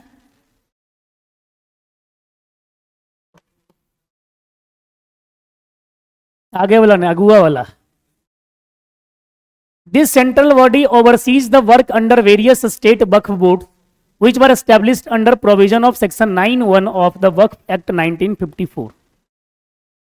तो वो क्या कर रहा है, जितने भी स्टेट बोर्ड्स हैं सबको क्या करेगा, सुपरवाइज करेगा वक्फ एक्ट 1954 का सेक्शन 9(1) के थ्रू। ठीक है, नहीं भी याद रहे चलेगा, कोई मतलब नहीं है। इसके बाद 1954 का वक्फ जो एक्ट था उसमें आगे जाकर के अमेंडमेंट होता है। 59 में हुआ, 64 में हुआ, 69 में हुआ, 1984 में हुआ। ये केवल ध्यान में रखना है कि अमेंडमेंट कब कब हो रहा है, क्योंकि आप जो पढ़ रहे हैं वो अमेंडमेंट पढ़ रहे हैं 1995 का। ध्यान रखो आप लोग, जो अभी अमेंडमेंट हुआ है 2025 में, वो वक्फ एक्ट 1995 का अमेंडमेंट हो रहा है। और हम लोग अभी जो पढ़ रहे हैं कौन सा वक्फ एक्ट का अमेंडमेंट देख रहे हैं, तो 1954 का। तो 1954 का जो वक्फ एक्ट था उसको सबसे पहले अमेंड कब किए, 59 में, फिर 64, 69 और 84 में। और पर्पस क्या था भैया, वक्फ का जो अपना एडमिनिस्ट्रेशन था उस एडमिनिस्ट्रेशन को इंप्रूव करना हमारा पर्पस था। द वक्फ एक्ट 1995, शुरुआत में केवल ध्यान में रखना है 1954 में वक्फ एक्ट आया, ठीक है। उसके बाद अमेंडमेंट उसका क्या हुआ है, मेजर चेंजेस जो है 1995 2013 का है, इसको आपको ध्यान में लेकर के चलना होगा क्योंकि अमेंडमेंट इसी में हो रहा है। This comprehensive act repealed the 1954 act and it's amendments. यानी जो 1954 का एक्ट था उस एक्ट को खत्म किसने कर दिया, 1995 के एक्ट ने उस एक्ट को कंप्लीटली रिपील्ड कर दिया, कंप्लीटली खत्म कर दिया और उसकी जगह जो है नया वक्फ एक्ट ला करके दे दिया। This was enacted to govern the administration of Waqf properties in India. It provides for the power and function of the Waqf council, the state Waqf boards and the chief executive officer and also the duties of mutawalli. जो उसमें मुतब्बिल होता है अभी discuss होगा, मुतब्बिल का भी होगा। अभी यूजर्स, जैसे हम लोग इस बार यूजर्स को हटा दिए, रिमूव किए नए बिल से, वो यूजर्स क्या है भैया उसको भी डील करेंगे। Created waqf tribunals special courts with power similar to civil courts, इसको ध्यान में रखना है। यही जो 1995 का एक्ट था, इस एक्ट ने क्या किया था, तो वक्फ ट्रिब्यूनल्स को क्रिएट किया था। अब दो क्वेश्चन याद रखेंगे, स्टेट वक्फ बोर्ड जो है ये 1954 के एक्ट में बना है, स्टेट वक्फ बोर्ड। उस समय ट्रिब्यूनल्स की बात नहीं थी, ट्रिब्यूनल्स को जो इनिशिएट किया गया है वो 1995 के एक्ट में लाया गया है। और इसको पावर किसका दिया गया भैया, सिविल कोर्ट का। सब फर्जी लाइन है ये। देखो एक चीज हमेशा समझना, इंडिया में जितना भी अप्रोक्स जो भी आपके पास ट्रिब्यूनल्स हैं वो सारे के सारे उसके पास पावर क्या रहेंगे, सिविल कोर्ट के पावर रहेंगे। अप्रोक्स जितना भी ट्रिब्यूनल आपका रहेगा, ठीक है। एनजीटी है, क्या उसके पास पावर है,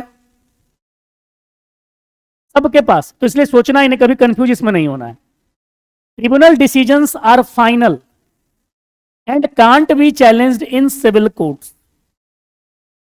यही सबसे बड़ा पॉइंट था कि भाई ट्रिब्यूनल्स कोई डिसाइड कर लेगा और वो ट्रिब्यूनल्स का डिसीजन फाइनल हो जाएगा और किसी भी कोर्ट में चैलेंज नहीं किया जा सकता। तो भाई जुडिशरी की जो हमारी बात है जिसमें कहा जाता है जुडिशियल रिव्यू, देखिए पहला तो अगर आप जब लॉ देखिएगा तो हम लोग कहते हैं कि जुडिशियल रिव्यू जो होना चाहिए ये हमारा क्या है भैया, बेसिक प्रिंसिपल है। कॉन्स्टिट्यूशन का बेसिक प्रिंसिपल है जुडिशियल रिव्यू। और आप कह रहे हैं क्या कि वक्फ बोर्ड जो ट्रिब्यूनल्स है उस ट्रिब्यूनल्स का जो डिसीजंस होगा आप उसको किसी भी कोर्ट में चैलेंज नहीं कर सकते हो, ठीक है। तो पहला तो आप कॉन्स्टिट्यूशनल एस्पेक्ट्स में आपको बता दे रहा हूं कि यहीं पर आपका ओवरलैपिंग है, ठीक। अब आता है 2013 का, यानी 1995 में मेजर आपको दो तीन पॉइंट याद रखना है। 1954 के एक्ट को खत्म कर दिया उसने।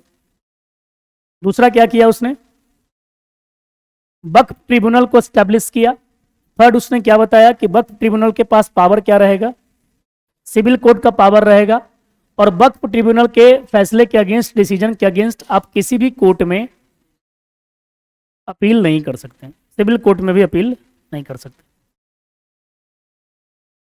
Created 3 member Waqf tribunals including a Muslim law expert.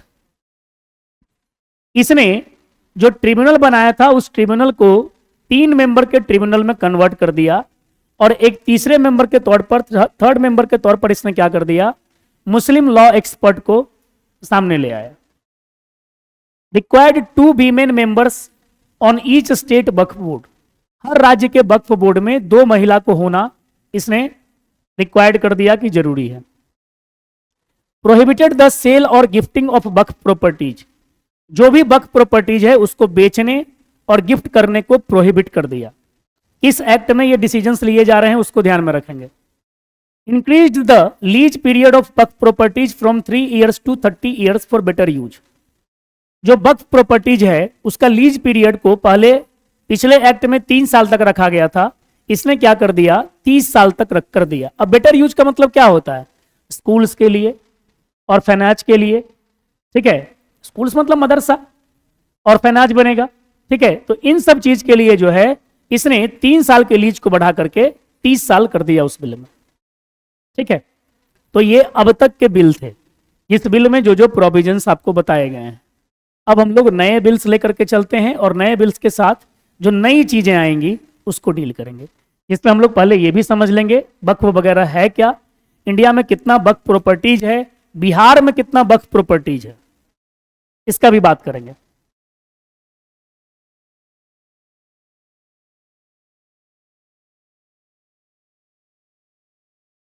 हो गया छपा?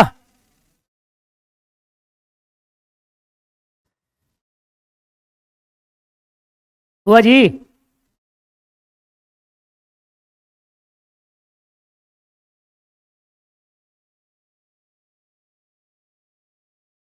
इंट्रोडक्शन हम लोग कर लिए हैं। जो वक्फ हमारा जो बिल आया है 2025 का, वो क्यों लाया गया है ऑलरेडी डिस्कस्ड है। ये डेटा देख लीजिए, ऑफिशियल डेटा है, इस डेटा में कोई चेंज नहीं करना है। As per data available on WAMSI portal 30 states UTs and 32 boards reported that there are 8.72 lakh properties covering an area of more than 38 lakh acres। इतना एरिया किसके पास है? वक्फ के पास है। अब आप देखिए वक्फ स्टेट्स टोटल अगर बात करेंगे 3,56,350 है वक्फ संपत्ति टोटल, जिसमें से इमूवेबल प्रॉपर्टीज कितना है 8,72,802, मूवेबल प्रॉपर्टीज 16,716, डिजिटाइज रिकॉर्ड कितना के पास है भैया 3,30,008 के पास। बिहार में सिया और सुन्नी दोनों के लिए वक्फ बोर्ड है बिहार में। तो बिहार स्टेट सिया वक्फ बोर्ड, जो बिहार में सिया के लिए वक्फ बोर्ड है, वो 1750 है और इसके पास टोटल एरिया कितना है भाई 29,000, कितना हो जाएगा 9.52 एकड़। और बिहार स्टेट सुन्नी वक्फ बोर्ड जो हमारे पास है, सुन्नी वक्फ बोर्ड ऑब्वियस से ज्यादा रहेगा 6,866 है और इसके पास एरिया भी क्या है ज्यादा है। यानी अगर आप गौर करिए तो बिहार का एरिया टोटल कितना है, हे भगवान,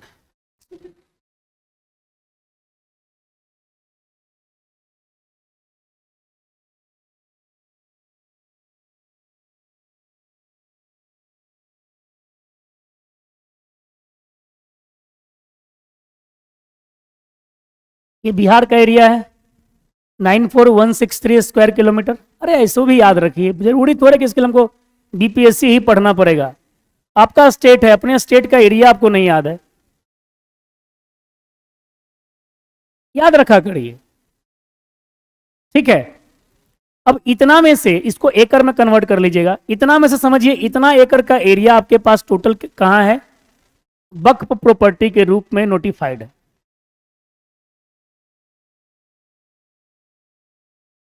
About Waqf, Waqf is derived from the Arabic word bakufa, which means to wind, to restrain or to surrender। वक्फ जो टर्म निकला है ये एक अरेबिक वर्ड है और अरेबिक वर्ड का नाम क्या है बकूफा, इसी से ये निकला है। इन इस्लामिक बिलीफ मूवेबल और immovable property donated on the basis of religion is called Waqf. यानी इसमें देखिए ध्यान में रखना है, इसमें केवल इमूवेबल प्रॉपर्टीज ही नहीं हो सकता है, इसमें मूवेबल प्रॉपर्टीज भी हो सकता है। जैसे आपके पास कुछ पैसा है, आपके पास कुछ गोल्ड्स है, उन पैसा उस गोल्ड्स को आपने क्या किया, किसी को डोनेट कर दिया और कहा क्या कि इसका जो काम किया जाए किसी ऑर्फेनेज के लिए दे दिया जाए, तो वो भी क्या आ जाएगा, वक्फ में आ जाएगा। बट वो वक्फ के अंदर क्या है, मूवेबल प्रॉपर्टी है। और आपने कहीं जमीन आपका है, उस जमीन को आपने डोनेट कर दिया, इमूवेबल हो गया। दोनों तरह की प्रॉपर्टी हो सकती है, पहले तो ये समझ लेना है। क्लियर है? यानी मूवेबल प्रॉपर्टी भी हो सकता है और इमूवेबल प्रॉपर्टीज भी हो सकता है। ठीक है, बुझा रहा है सबको? सीधा सा है भाई, मुझे ये पानी का बोतल मेरे पास मान लिया जाओ यही एसेट्स है, मैंने क्या किया, किसी को ये पानी का बोतल डोनेट कर दिया और बोला क्या कि इस पानी के बोतल को आप क्या करो, रिलीजियस पर्पज से यूज करो।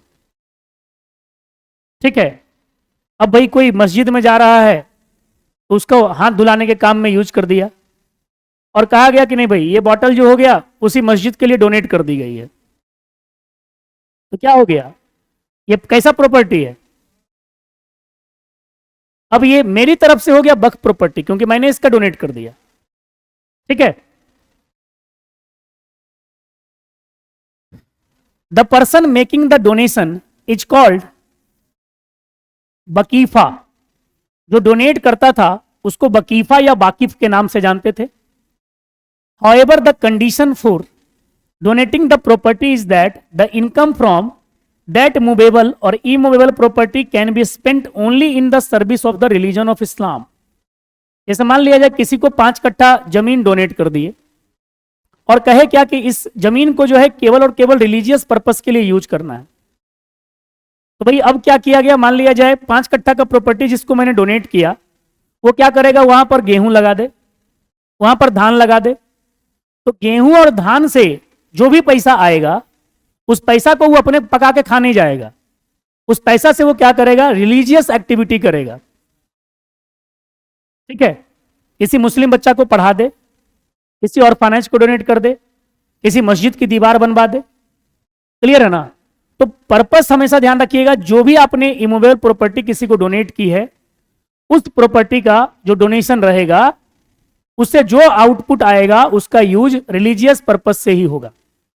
सपोज मान लिया जाए आपके पास कुछ गोल्ड हो, आपके पास कुछ पैसा है, मतलब नोट वगैरह हो, आपने 50 लाख रुपया किसी को डोनेट किया और कहा क्या कि ये 50 लाख रुपया हम आपको दे रहे हैं, लेकिन ये मेरा एफडी है और इस एफडी को हम जो है वक्फ घोषित करना चाहते हैं, तो उस एफडी से जितना इंटरेस्ट आएगा, जब जब जो जो इंटरेस्ट मिलेगा आपके पैसे से, उस इंटरेस्ट का यूज क्या होगा, रिलीजियस एक्टिविटी के लिए होगा। मतलब साफ तौर पर समझिए, आपने जो चीज भी डोनेट किया है उसका use only for religious purpose किया जाएगा। ठीक है, तो वक्फ में कुछ भी हो सकता है। क्लियर है? तो वक्फ मतलब खाली जमीन नहीं। तो अगर पार्लियामेंट का आप स्टेटमेंट सुनेंगे तो पार्लियामेंट के स्टेटमेंट में तो खाली जमीन ही आपको समझ में आएगा वक्फ है। रेलवे और सेना के बाद सबसे ज्यादा जमीन जो है वक्फ पे है। तो भैया आप सिविल सर्विसेज में जा रहे हैं तो आपको तो उसका पूरा पढ़ना होगा ना कि वक्फ होता क्या है, उसमें क्या क्या चीजें हैं, क्यों आखिर डिस्प्यूट उभर करके सामने आ रहा है। ठीक है, this property can be use to help the poor and needy maintain a mosque और other religious institutions, arrange for education and provide funds for other religious works. Already discuss कर चुके हैं। या तो किसी नीडी को पढ़ा दो, या किसी ऑर्फनेज को डोनेट करो, या किसी मस्जिद वगैरह का मरम्मत करवा दो। ठीक है, इन्हीं सारे पर्पस में इसका यूज होगा। ठीक है, वक्फ प्रॉपर्टी इन इंडिया डिस्कस कर चुके हैं। अरे अभी तो बता दिए, डेटा तो आपको सीधे बता दिए। बमसी पोर्टल समझिए क्या है। The details of those properties have been registered on the Waqf assets management system of India portal. ये जो बमसी पोर्टल क्रिएट किया गया है, ये WAMSI portal Waqf assets management system of India है। यानी इसी पोर्टल पर जो है आपको पूरा का पूरा वक्फ प्रॉपर्टी की जानकारी मिलेगी, मूवेबल और इमूवेबल प्रॉपर्टी को लेकर के। याद करिए जब डेटा मैंने दिखा रहा था तो उस डेटा पर मैंने क्या बताया कि भाई अकॉर्डिंग टू बमसी पोर्टल इंडिया के पास ये अभी वक्फ प्रॉपर्टीज है जिसका रिकॉर्ड हमारे पास है, और जो रिकॉर्ड नहीं है छोड़ ही दीजिए। ठीक है, थर्ड लार्जेस्ट लैंड ओनरशिप? सबसे बड़ा सवाल यही है। After the armed forces and Indian railways, the Waqf board has the third largest land ownership in the country, that is in terms of maximum land, the Waqf board is in third place in the country. The estimated value of the properties of the Waqf board is RS 1.2 lakh crore, 1.2 crore नहीं, जो waqf properties है उसका estimated value अगर calculate किया गया है तो पता चला है कि 1.2 लाख करोड़ की जो है उनकी प्रॉपर्टी है। ठीक है। The Waqf property is managed by the mutawalli. अब आया term caretaker who acts as a supervisor. Supervisor के तौर पर कौन काम करता है? मुतब्बिल। ठीक है, वही उसका केयर टेकर होता है। जैसे मान लीजिए कोई जमीन है, उस जमीन का कोई अपना केयर टेकर है। ये सब टर्म याद रखना है। वक्फ वकूफा से आया है, फिर मुतब्बिल क्या है, तो मुतब्बिल के बारे में बता दीजिए कि भाई इस पर्टिकुलर पर्सन को हम जो केयर टेकिंग करता है उसको मुतब्बिल कहते हैं। ठीक है। हिस्टोरिकल बैकग्राउंड ऑफ वक्फ। सबसे पहले अगर हम लोग बात करें, क्या वक्फ का अगर इंसिडेंट सुनने को मिले तो इंडिया में कब सुनने को मिलेगा वक्फ का? तो नॉर्मल सा है, अगर थोड़ा बहुत हिस्ट्री में इंटरेस्ट आपको रहा होगा तो एंशियंट टाइम में वक्फ का कोई सीन आएगा क्या? अरे क्यों आएगा एंशियंट हिस्ट्री के टाइम में? वक्फ की कोई बात नहीं है। जब हम लोग कहते हैं कि भारत में इस्लाम का एंट्री ही जो हो रहा है वो 712 में हो रहा है, जब अरब ने अटैक किया तब। और इस्लामिक अगर हम लोग बात करते हैं रूल तब जाकर के डेवलप हुआ जब दिल्ली सल्तनत आई तब, नहीं तो पिछला तो 500 साल तक तो लड़ाई ही चल रहा था। समझ रहे ना? इनिशियल 500 ईयर्स तो केवल और केवल लड़ाई चल रही है, ये राजपूत और मुसलमानों के बीच में। ठीक है, जिसको हम लोग राजपूत पीरियड के नाम से भी जानते हैं। तो 712 में, लेकिन इनिशियल लेवल पे भी कहीं वक्फ को नहीं लगता कि वक्फ टर्म आएगा। तब तक नहीं आएगा जब तक कि किसी का रूलिंग पीरियड जो है इंडिया में शुरू ना हो जाए। तो आप सीधे लेकर के चले जाओ, सुल्तान मोहम्मद गोरी। इंडिया में अगर दिल्ली सल्तनत का फाउंडेशन रखने वाला कोई पर्सन है तो यही तो है, दूसरा कोई थोड़े है। अरे कुतुबुद्दीन ऐबक को तो इसने डोनेट कर दिया। ये कुबाचा को दे देता तो कुबाचा के पास चला जाता, यालदौज को देता तो यालदौज के पास चला जाता। इसने दे किसको दिया? ऐबक को दे दिया।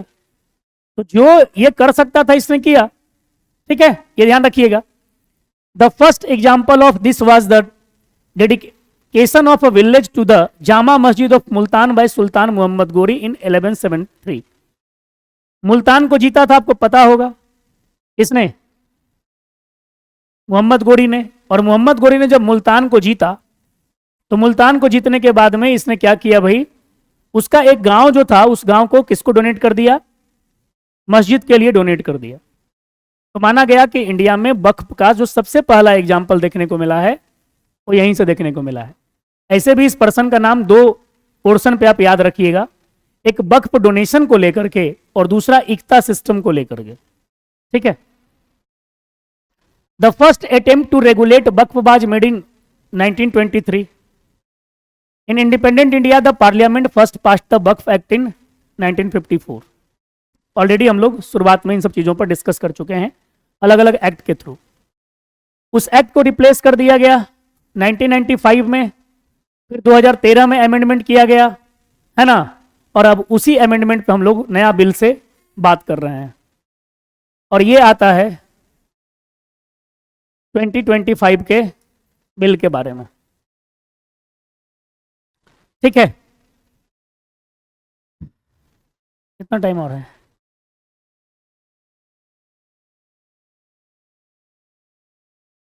खत्म कर दें?